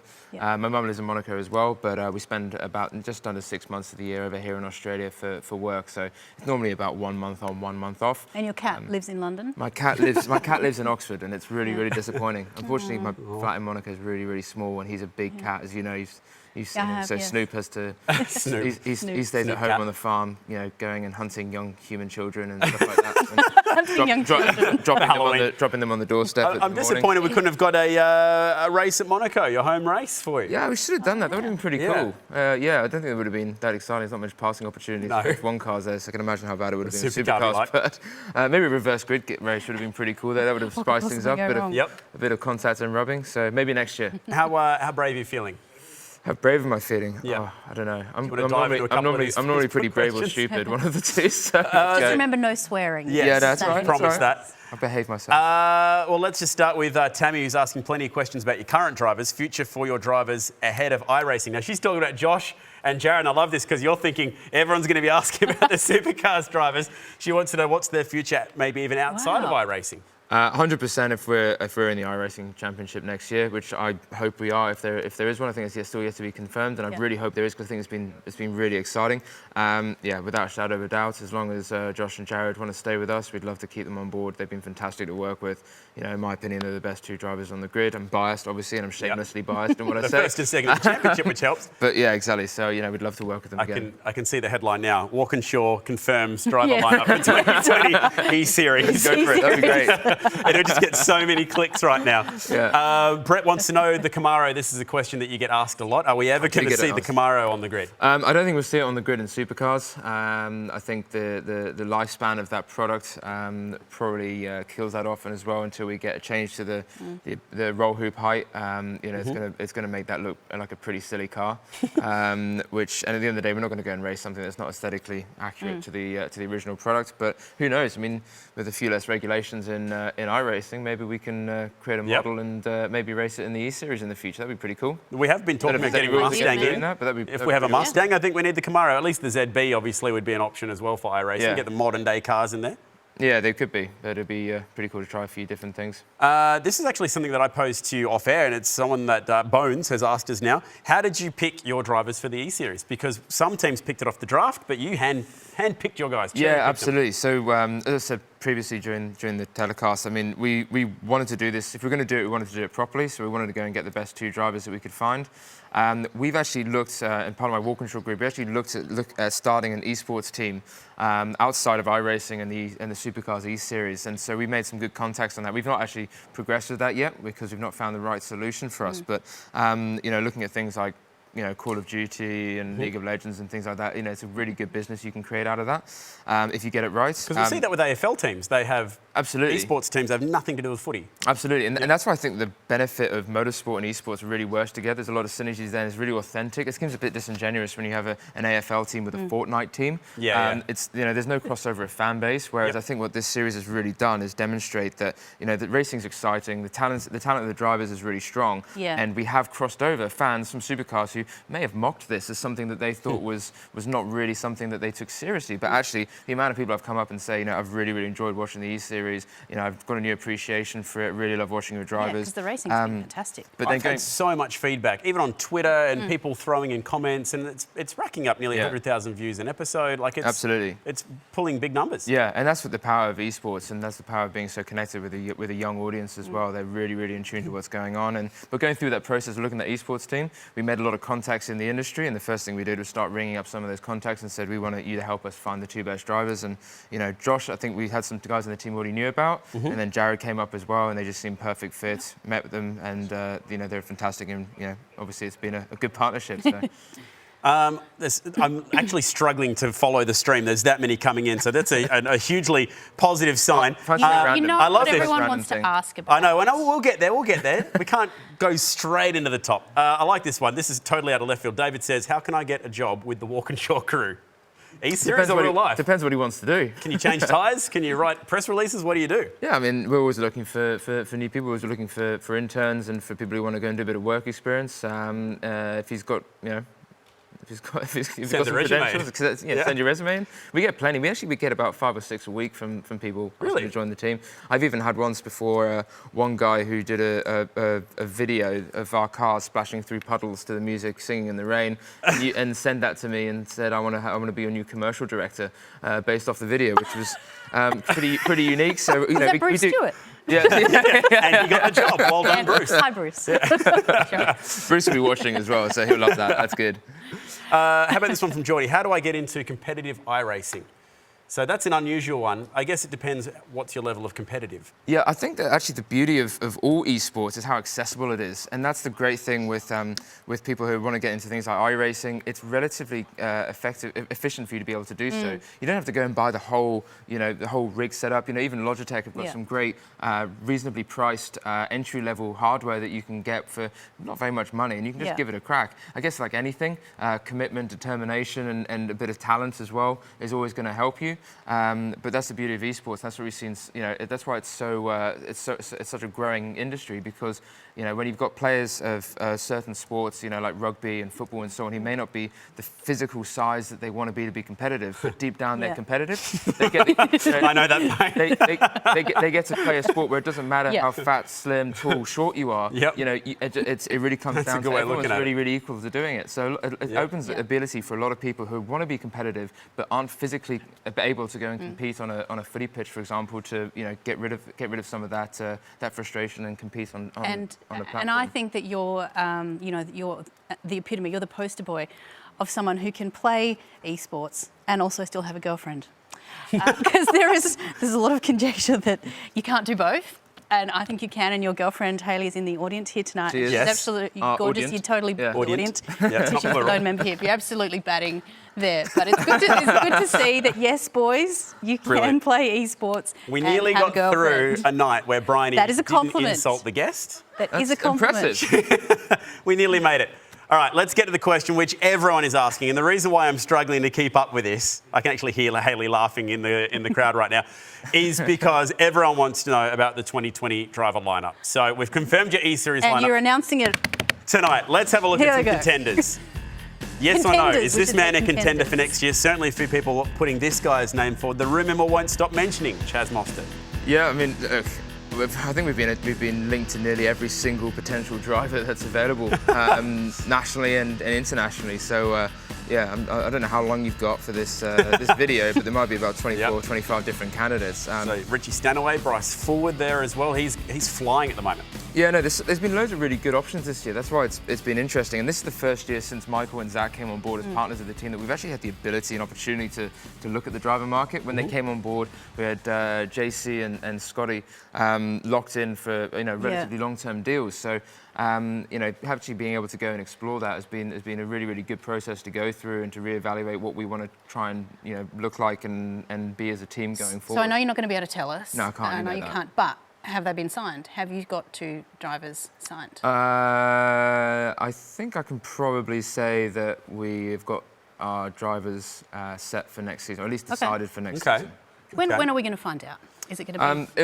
You're not going to have to wait. You're not going to have to wait too long, I'd say. Well, the show finishes within the next few weeks. Before the final race, which starts in about 3 minutes. Yeah. Look, at the end of the day, you're always going to want to announce these things towards the end of the season. You don't want to go into Christmas and New Year because everyone actually forgets about supercars. They've got other more important things. Everyone's on holiday. Everyone's having barbecues in Australia, and everyone's freezing their asses off in the UK or in Europe, and no one's thinking about that. So you kind of get lost. The announcements we're going to make, I think, will be really exciting. So we want to try and maximise the commercial exposure for our partners and so on with that, and get our fans excited so they can go into the holiday period, really pumped up for next season. So it'll be within the next couple of weeks. That's exciting. Your membership base is huge. The team still has so many loyal fans that have followed over from the HRT days. So to get back some good results for them would be huge. Yeah, we're still the second most followed team in supercars. I believe we've got over 780,000 fans, of which 499 are avid fans. Now that's a metric we get from Nielsen, who do a lot of our commercial and media evaluation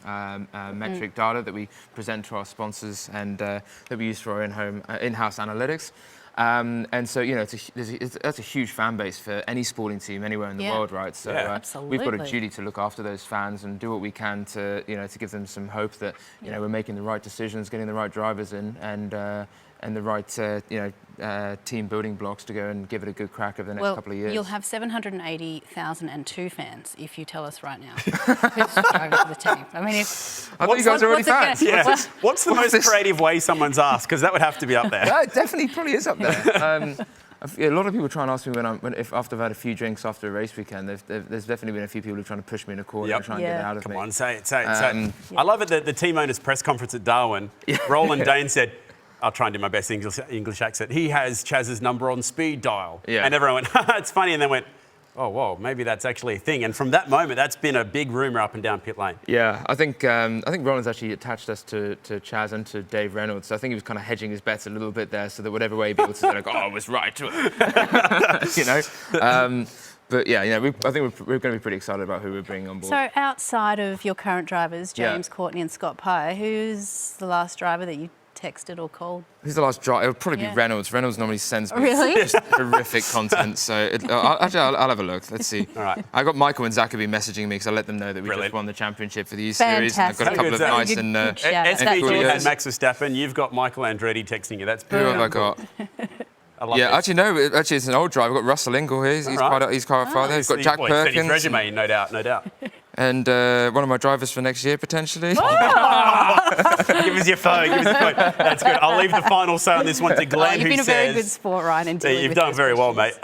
Glenn on Facebook says, Chazza and Wazza has a great ring to it for an endurance lineup. So for no other reason, I reckon that needs to be... I hadn't even thought of that, but that's... Chazza, imagine the marketing off that. Yeah, Enduro combo. Yeah, Chazza Wazza. There you go. Well done. All right, it all finishes this weekend, of course, in Newcastle.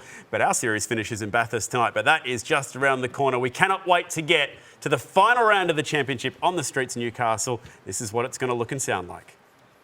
The last stop in the 2019 Supercars Championship. This is the Coates Hire Grand Finale in Newcastle. Where history has proven bittersweet. They're going to crash! Because these streets come with no guarantees.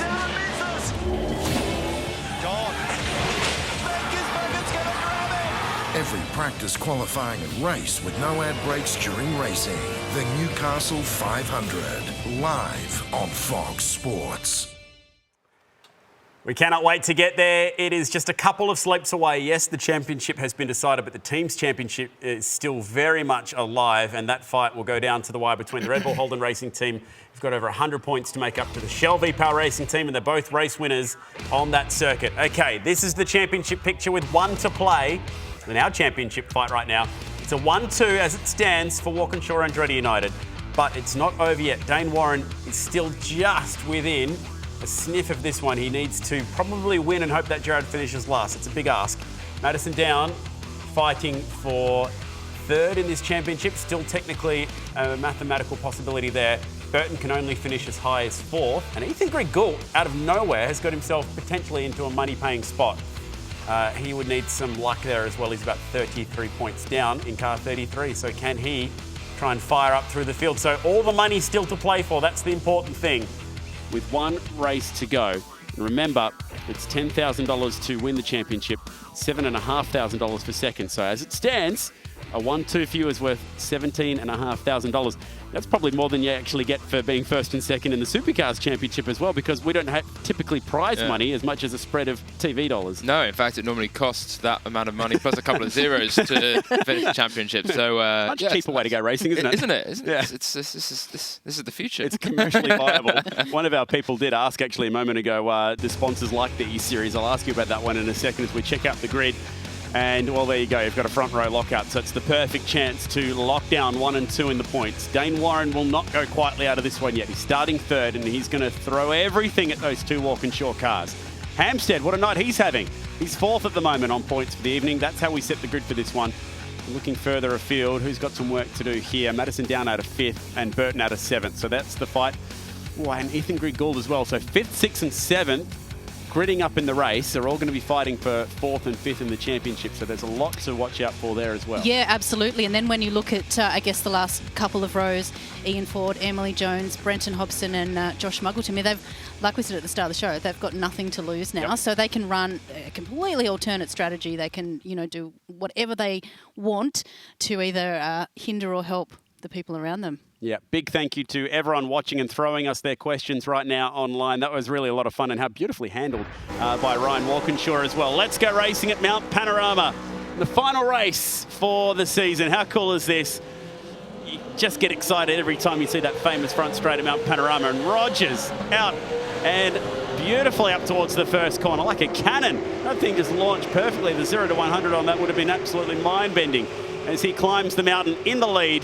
Much shorter distance than the last time we went racing here, Bryony. That was 250 Ks. Tonight, just the 8 laps. Yeah, just 8 laps. And we've spoken to quite a few of the drivers who are used to running those longer distances. And one thing that they've really had to get their minds around is doing these shorter 8-lap races and how to work a strategy around that. As we see, that is Ethan Gould getting past Jake Burton there in the lead up to the cutting. So this is potentially for 5th in the championship. He would need Jake to fall back a few spots as we climb the mountain.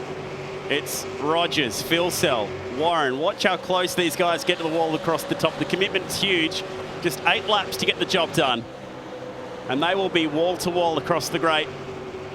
And if you get it wrong, you can get some damage, and it's a long way back from there. This has been an exciting way to wrap up the championship already. 1st, 2nd, 3rd and 4th is exactly how they sit in the points. Let's go to Jonathan. How's it playing out? At the moment, pretty stagnant. I guess the drivers down the back of the pack could look to undercut in this short race, but very, very stagnant start from Mount Panorama.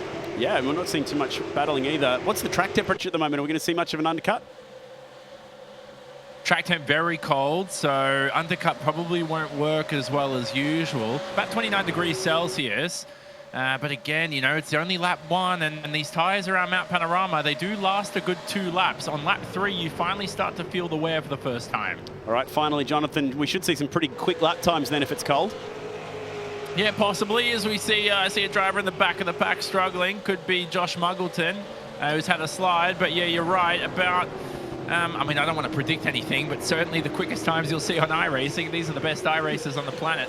All right, looks like we've got one into the pits early, so a roll of the dice there. It might be Gould who's come out of the queue of cars. It's it's Ian Ford. Wow, reverse strategy from Ian What? Ford. What? Blow me down. Who is Ian this? Ford's the first to pit. Not sure if he had damage or something, but that's the first time we've seen him pit first in any race this year. It's definitely I the didn't have so much strategy. Botox, you'd see my surprised face right now. That was a joke, by the way. Explain why she took so long in makeup earlier. As we go up through turn 2, and the fight is on between Rogers, Phillip, Warren for the final time. Dane Warren due a race win, I reckon. The last of the teams to have claimed a race win. It's kind of unbelievable to think that we could go through an entire series without the Red Bull Holden Racing driver winning a race. You'd have to think coming into this that he would have been one of the favoured drivers, not only for the championship but also for race wins. But he's been achingly close a couple of times, just has not been able to translate that into a race win. We've seen pole positions, we've seen we've seen how many a ton podiums? of seconds, I think. 6, 7 podiums so far. Finished second 5 times without getting a race win. We need to call him Russell Ingall, bridesmaid. That's a reference for older people. There'll be a few fans who in the 90s. who know exactly how good Russell was at allotting the podiums but not getting the wins and the poles. Got himself a championship though. Was he throwing the resume in, Ryan, or was that what the text was? No, I've already had Russell racing for me. Cost too much on panel damage. Down Conrad on lap 2. So early pit stop for Ian Ford. So he's got clean racetrack now. A little bit of debris flying up in the air from the side of the track there. Love it. No, you've been very well behaved tonight. You're saving it all for later in the race, I can see. Here we go, pit stop. So different strategies between the teammates. This is good. I like to see a different Yeah. strategy between the two teammates. Agreed. Can't follow him around all night. Now, I wonder if, since he wasn't on pole this time, he might get a little bit of a payback for getting the better pit box. True. Jake Burton in the background there following Jared into pit lane. Yeah, let's see where they wash out with Ian Ford, who was the first to pit. He'll be motoring down Connor at the moment. This is actually a good opportunity for Dane Warren to try and take advantage of this and try and try and overtake while Jared's in the pits. To be honest, I think he might could have a good opportunity here. All right, Ian Ford. Haven't seen much of Ian tonight. Became a dad at the very beginning of the season in September. So it's been a big year for Ian. Going past the pit straight right now, and are we about to see a Walkinshaw car come out? No, it's a Brad Jones car, so the Walkinshaw car is well clear. So not much of an undercut there for Ian, and also Josh Muggleton. He's a really early pit stopper as well, and Brady Myers have all stopped. Trying to get some heat into those front tyres. I don't know about you, but I just get excited every time I see Bathurst. Doesn't matter if it's virtual or if it's real, it's just always cool. It's the kind of place that gets the hairs on the back of the neck standing up, and they've just recreated it so brilliantly in iRacing. Actually, the attention to detail Yep. is mind-blowing, isn't it? So As cool. you know, we've been privileged to be there Yep. in real life many a time, and it's just like watching it on television. 100%. What was your first Bathurst 1000? Do you remember the first time you went there? I think you'd have been very young. Yeah, I was pretty young. I think I went. I remember you there. You had frosted tips, and you were still a DJ almost at that point. That was when I started. That was when I took over the race team. Yeah, that was a long time ago. That wasn't my first Bathurst. So my first Bathurst, I went back in. It would have been the late 90s. I think probably would have been my first Bathurst, and then I went, I believe, in 2005 or 6. Okay. I can't remember. These boys are clever here. They know that they're under fire from an undercut. Oh, gee, that was maximum attack on the way in. Just gaining up those 1 or 2 precious car lengths that you can do when you're on the way in, but you lose those at pit exit when the other guy is first to get off the pit limiter. So Dane Warren following the Rogers car in. Here comes car number 22, Jared Phillip, to complete another lap. And everyone making their pit stops early. Oh, half race distance already. This race has gone by really fast. This will go by pretty quickly, this one. Well, it's the start of lap 4 now. And out of the pits we go. This will be really, really tight. Dane Warren's got him, I reckon. This will be close if he can cover him. He'll chase him all the way to the white line. And you watch, Dane will just park that Red Bull car on the right-hand side. Phil's got the momentum, though. Can he get back to second? Oh, in with a big slide. A little bit of wobble. Gee, that was brave from both of them, and Phillip is the driver who prevails. Just rubbing that wall on the way up towards turn 2. We saw that in the Enduro here as well. They just grazed that mirror. Look at the back of that car dancing around. Still cold tyres for Dane Warren, who's chasing Jared Phillip. His tyres will be nice and warm. Wow, that was really, really close. So very early pit stops in this one, Jonathan. Yeah, and like I said, the tyres are at their best for about 2 or 3 laps. So that's why Jared just wasn't able to make the undercut work. If anything, it was actually worse for him just being on cold tyres when everybody else had fresh rubber. So just another salt in the wound for Jared. I mean, I know. He just can't seem to finish in first place this round. Yeah, but at least he tried something different. Wasn't going to beat him doing the same thing. So. No, certainly not. And now I spoke to you about a 1x incident point. So at you have your slowdowns and you have your cut tracks, which you receive a 1x. Toughest part about Bathurst, or the easiest part, is you can't actually cut the track at most places. So what the drivers will do is they can deliberately cut the pit entrance like you saw, receive a 1x, and it'll be the only 1x they receive for the race, because if you receive 17, you get disqualified. Yeah, right. And unless you're on a 17-stop strategy, which I doubt any of them are, that's probably not going to be a problem. So thank you very much, Jonathan, watching things on from down in Melbourne, and has been an integral part of this series. So we are now at the halfway point of the final race. It's a familiar couple of cars sitting first and second, but Dane Warren is on here. He's got a really good exit out of Murray's, and at Hell Corner, he's not quite close enough. Jared going very, very late. Getting a really nice exit as well, so he'll be protected up the straight. I reckon Jared is maybe the best under brakes in the entire series. He is really, really hard to pass under brakes. We've seen that all season long, which is why he's so good at attacking as well. Surely Dane's going to have a crack. He's going to have a big crack. Yeah. If you were him, you would, wouldn't you? He's got nothing to lose if he can go up to second. Yeah. But he needs to win the race to be able to finish second in the championship. Yeah. So he needs to pass, and pass quickly here. We're right on board with him right now. Have a listen to this thing. It just sounds so cool as we climb the mountain.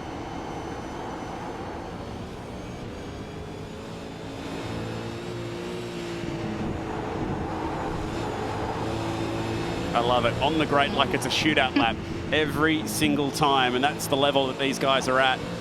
All the way to the curb at McPhillip. Here comes Skyline. Float the car through here. So easy to lock the rears. Ride it down in second gear, the dipper. Feed the power back on through the S's, third gear. Stay in third on the entrance to the elbow, back it down to first, which is the Richie Stanaway first gear corner. Used to take that line in the wet. And back down and pulling through the gears up towards sixth gear, 290 kilometres per hour. Tucked in nice and close. A chance here at the chase. The Logitech data climbing to 280, 285, and now he can pull out and make this move. Phillip goes defensive. Stalked him for half a lap. Can he get the switchback? Needs the tiny bit of overlap to the bottom of the hill. Phillip will go defensive again. I was giving him a little nudge. It's getting feisty. Chance for a switchback here at turn 23. Can't get the car stopped in time. Good fight. And that was the perfect viewpoint for it. And Madison Down now in this fight as well. So 3-car fight for second. Ethan Griggle not quite enough to take fifth in the championship. As far as I believe, Jake Burton will be doing just enough where he is. Ryan, what's the fastest you've ever been around the Mount Panorama circuit? Have you done a hot lap or anything with any of your drivers across the years? No, sadly not. And it's a hard place to do a hot lap. Yeah, it's really, they were very, very strict about it when I first started in supercars, and it's only become harder and harder now. We actually do an event after the 12-hour where we do a walk and shore and HSV track day event supported by Mobile One traditionally as well. But unfortunately, I've missed it every single year, so it's pretty disappointing. But I have gone around in the safety car before, just to try and get a feel for it. Back when I first started in 2010, which was pretty special. And I know that Michael Andretti's gone around in the safety car as well, I believe. Yes. Was that with Murph, I wonder? Oh, no, that was Zach that went with Murph. I think, yeah, Zach went with Murph. This is really close across the top at the moment, so running through the dip. How about Emily Jones? This is the fight for 9th at the moment. She's chasing Brady in the Fox Sports car. It's been a rough run for Brady. Came in as the #1 draft pick. I think people really expected big things, but hasn't been the year that he would have wanted. He's shown speed at times. Just qualifying is his weakness. His car speed is really, really quick. And penalties. I think he's probably got more penalties than any other driver this series. Have you still got the Walkinshaw Porsche, the GT3 car? No, we don't. That was actually owned by the driver that we ran it with, Liam Roberts. So I'm pretty sure he's picked that up. I'd have to have a look around the workshop. Right, yeah. Might still be there. It's the sort of thing you'd know if it was gone. I just sort of had a thought bubble to wonder if you guys still have that car that you ran at the 12 hour. It was a very cool. Yeah, it was a very cool race car. The fight is building here, and they're picking up more passengers. Looks like Ethan Grigult in the first of the Boost Mobile cars is catching up. He's really started to firm in the last few rounds as the lead guy at GRM. Ian's had some pretty good race results, but with his race win, Ethan, and another podium tonight, he's really putting that pressure on for 5th in the championship. Oh, have a look at the defensive driving from Phillip. He's parking that car hard on the line on the right-hand side. Desperate to hang on to 2nd in this race. And look what that's allowing. It's allowing not only Madison, but also Ethan Grigult. Ethan. Yep. To get up on the back of this train too. 4-car fight. They'll probably pick up Jake Burton here the way they're going. Lap times are quick, very quick. 2:04.2 the best from Josh Rogers. 2:04.21 from Dane Warren. His single lap speed is really quick. So Warren, Phillip and Rogers have been the best in qualifying all year. Then probably Madison Down. I feel like Jake Burton's weak point again is 1 lap speed. His race pace is excellent. His race craft is excellent. But he's even said so himself. His single lap pace is what he needs to pick up. It's hard to pick anything in Josh Rogers' game that isn't strong right now. He's very good at qualifying. He's very good at racing. He's very good at passing. And he's incredible at strategizing from the race seat. Remember, these guys don't have pit crew in their ears telling them when to pit.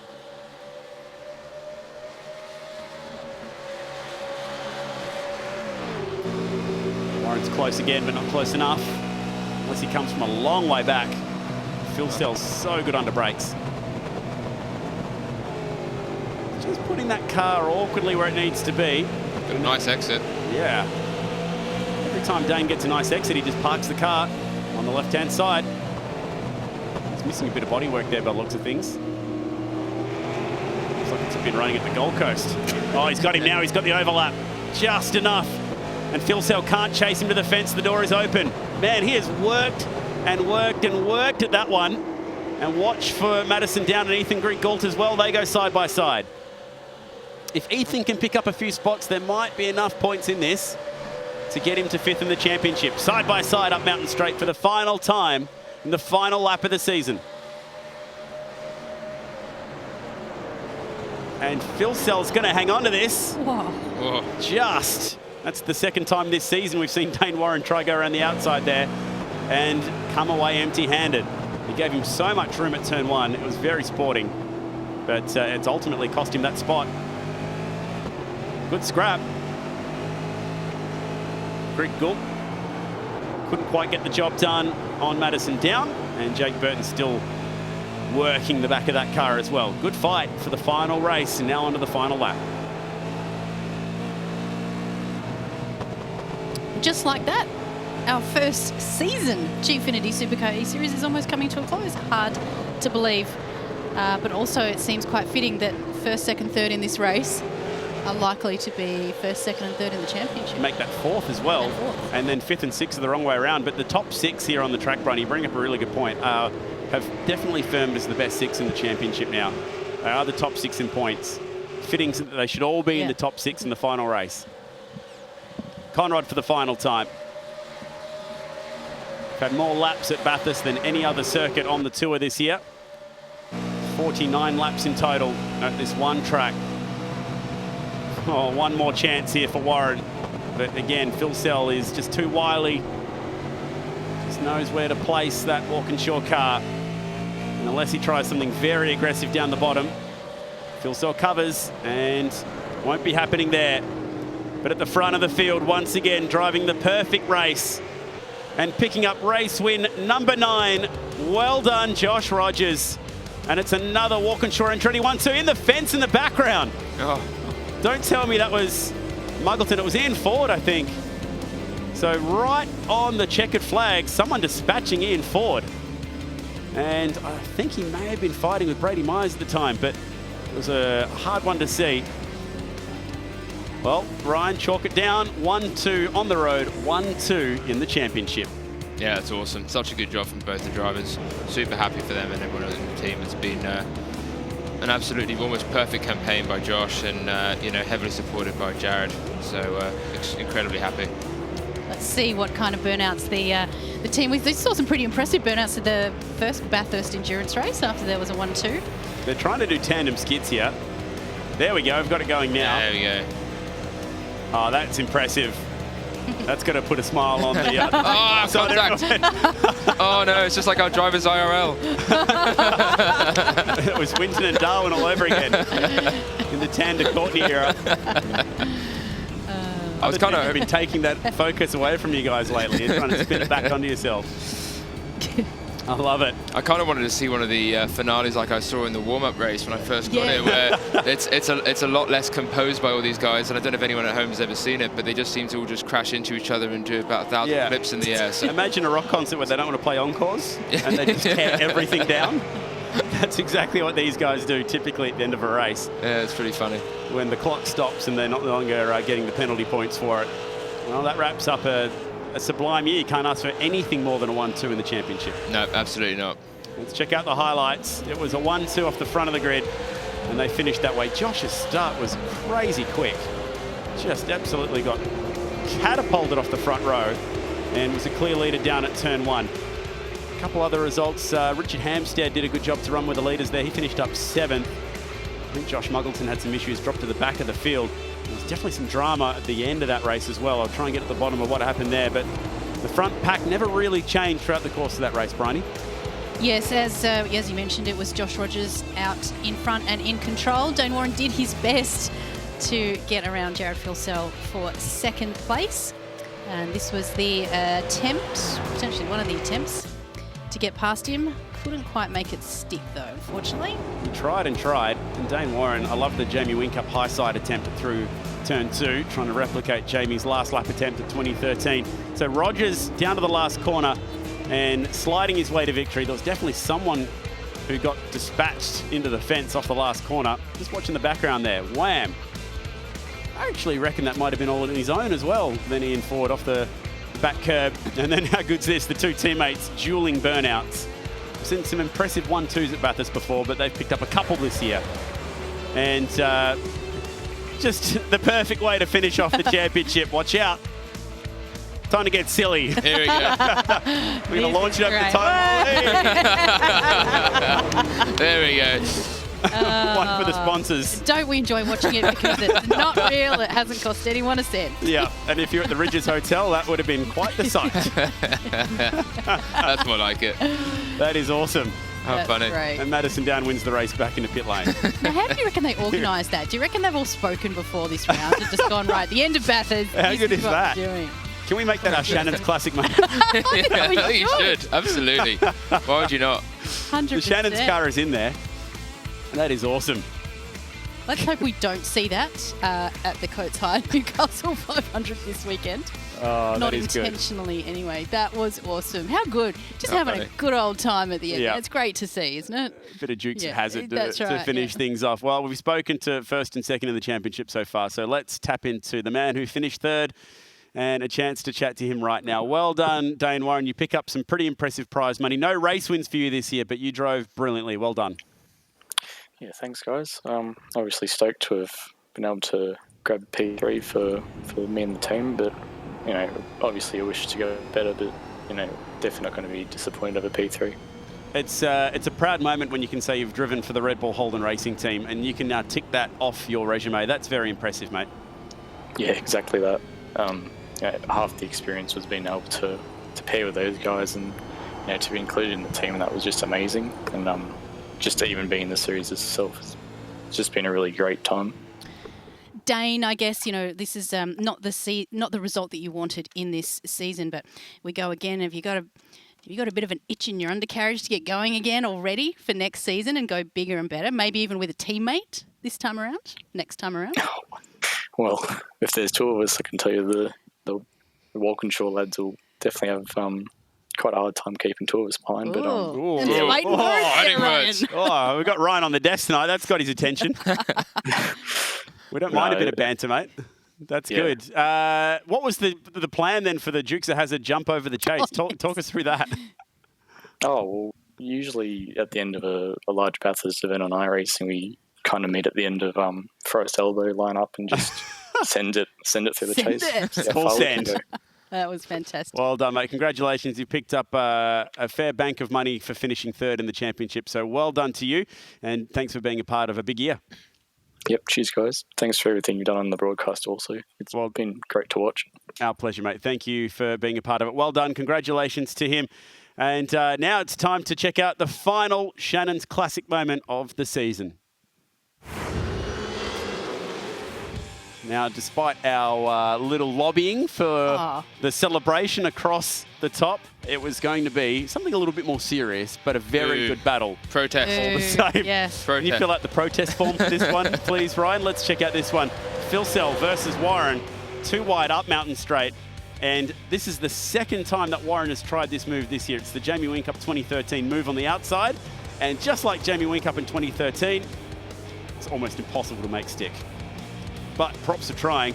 And once again, Phillip able to hang on. And once again, Ryan, Jared Phillip in almost every single one of these Shannons Classic moments. Done all right, hasn't he? Yeah. He's got us a lot of exposure. It's good for the sponsors. I'm happy. He's a highlight man. Well done. So go to the website. It's now officially open. We'll be announcing the winner online. We've got 3 great moments there, and you can win $500 for just getting on and casting your vote. So you'd be crazy not to do it. That's the final Shannons Classic moment for the season.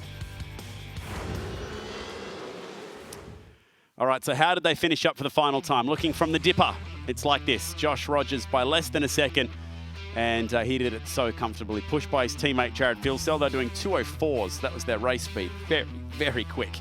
And so realistic to what the race speed was like this year, doing, 2:05, 2:04s just about as well. So very, very on the money there. Dane Warren, again, top 3. First, second, third, and fourth, as they are on the leaderboard there, would also be in the championship. And Ethan Griggle just missing out on some money here this year, but doing a really nice job. And Josh Muggleton, the luckless Josh Muggleton, just could not get a year going. All right, we're going to be wrapping things up on the other side of the break. The season has been this exciting all season long. And there is the absolute Kodak moment of the year. That is crazy, crazy stuff. Final break of the year, and we'll go to the final championship order after this.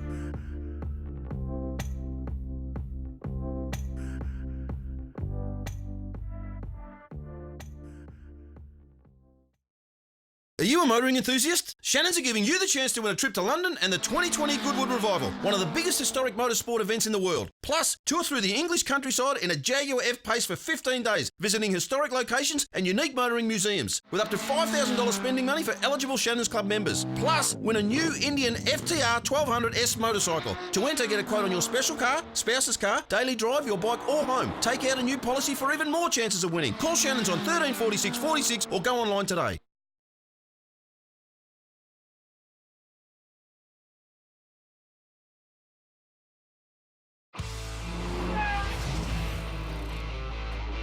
Shannons are giving you the chance to win a trip to London for the Goodwood Revival, an amazing celebration of motorsport covering the 40s, 50s and 60s. Plus, there's also the chance to win this, the incredible Indian FTR 1200S. To enter, just go to shannons.com.au and request a quote. The season for 2019 is complete, and it's Walkinshaw Andretti United signing off with tandem skids up Mountain Straight. Jared Philsell chasing his teammate Josh Rogers to the championship. They finished 1-2 for the season, and this is how it all washes out. So congratulations to Josh Rogers, following Matt Bink, who was last year's champion, as the second ever E-Series champ in Supercars. Well done to him. Jared Philsell second, so it's a 1-2. What's that? $17,500 between the Walkinshaw Andretti United teammates. Dane Warren third, great run for Red Bull in the points and in the money. Madison Down fourth, and Jake Burton signing off fifth in the points for Brad Jones Racing. And that is enough to wrap up fifth in the championship and also get the last of the prize money as well. So congratulations to him. And it's the perfect man to have in the studio as we can officially or unofficially crown, for the first time, the Gfinity Supercars E-Series to Ryan Walkinshaw. There we go, mate. That is officially yours. Not quite to take home, because we'll give it to Josh at the gala. Give it to Josh at the gala. Yeah, I think this is Josh and Jared's and the whole team. They all deserve it. They've all been working really, really hard. And yeah, as he said earlier, Josh has had an almost flawless campaign. He's done a spectacular job. So he thoroughly deserves it. But also, I think he had a lot of support in the background, working closely with Jared. They've been a genuine, two-person team in a lot of this as well. So, there's a lot of work that Jared's put into this as well. But yeah, awesome to be the first guys to win this trophy.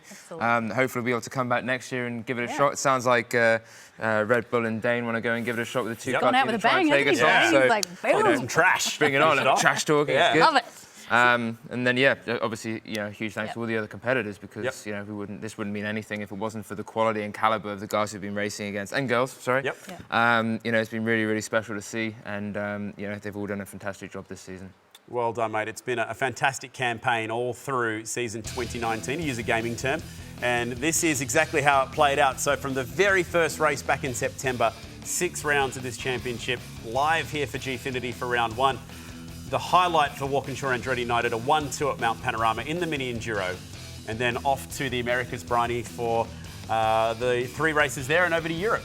Yeah, exactly, and that was where it was a Walkinshaw Andretti United clean sweep with Nürburgring, Zandvoort and Imola.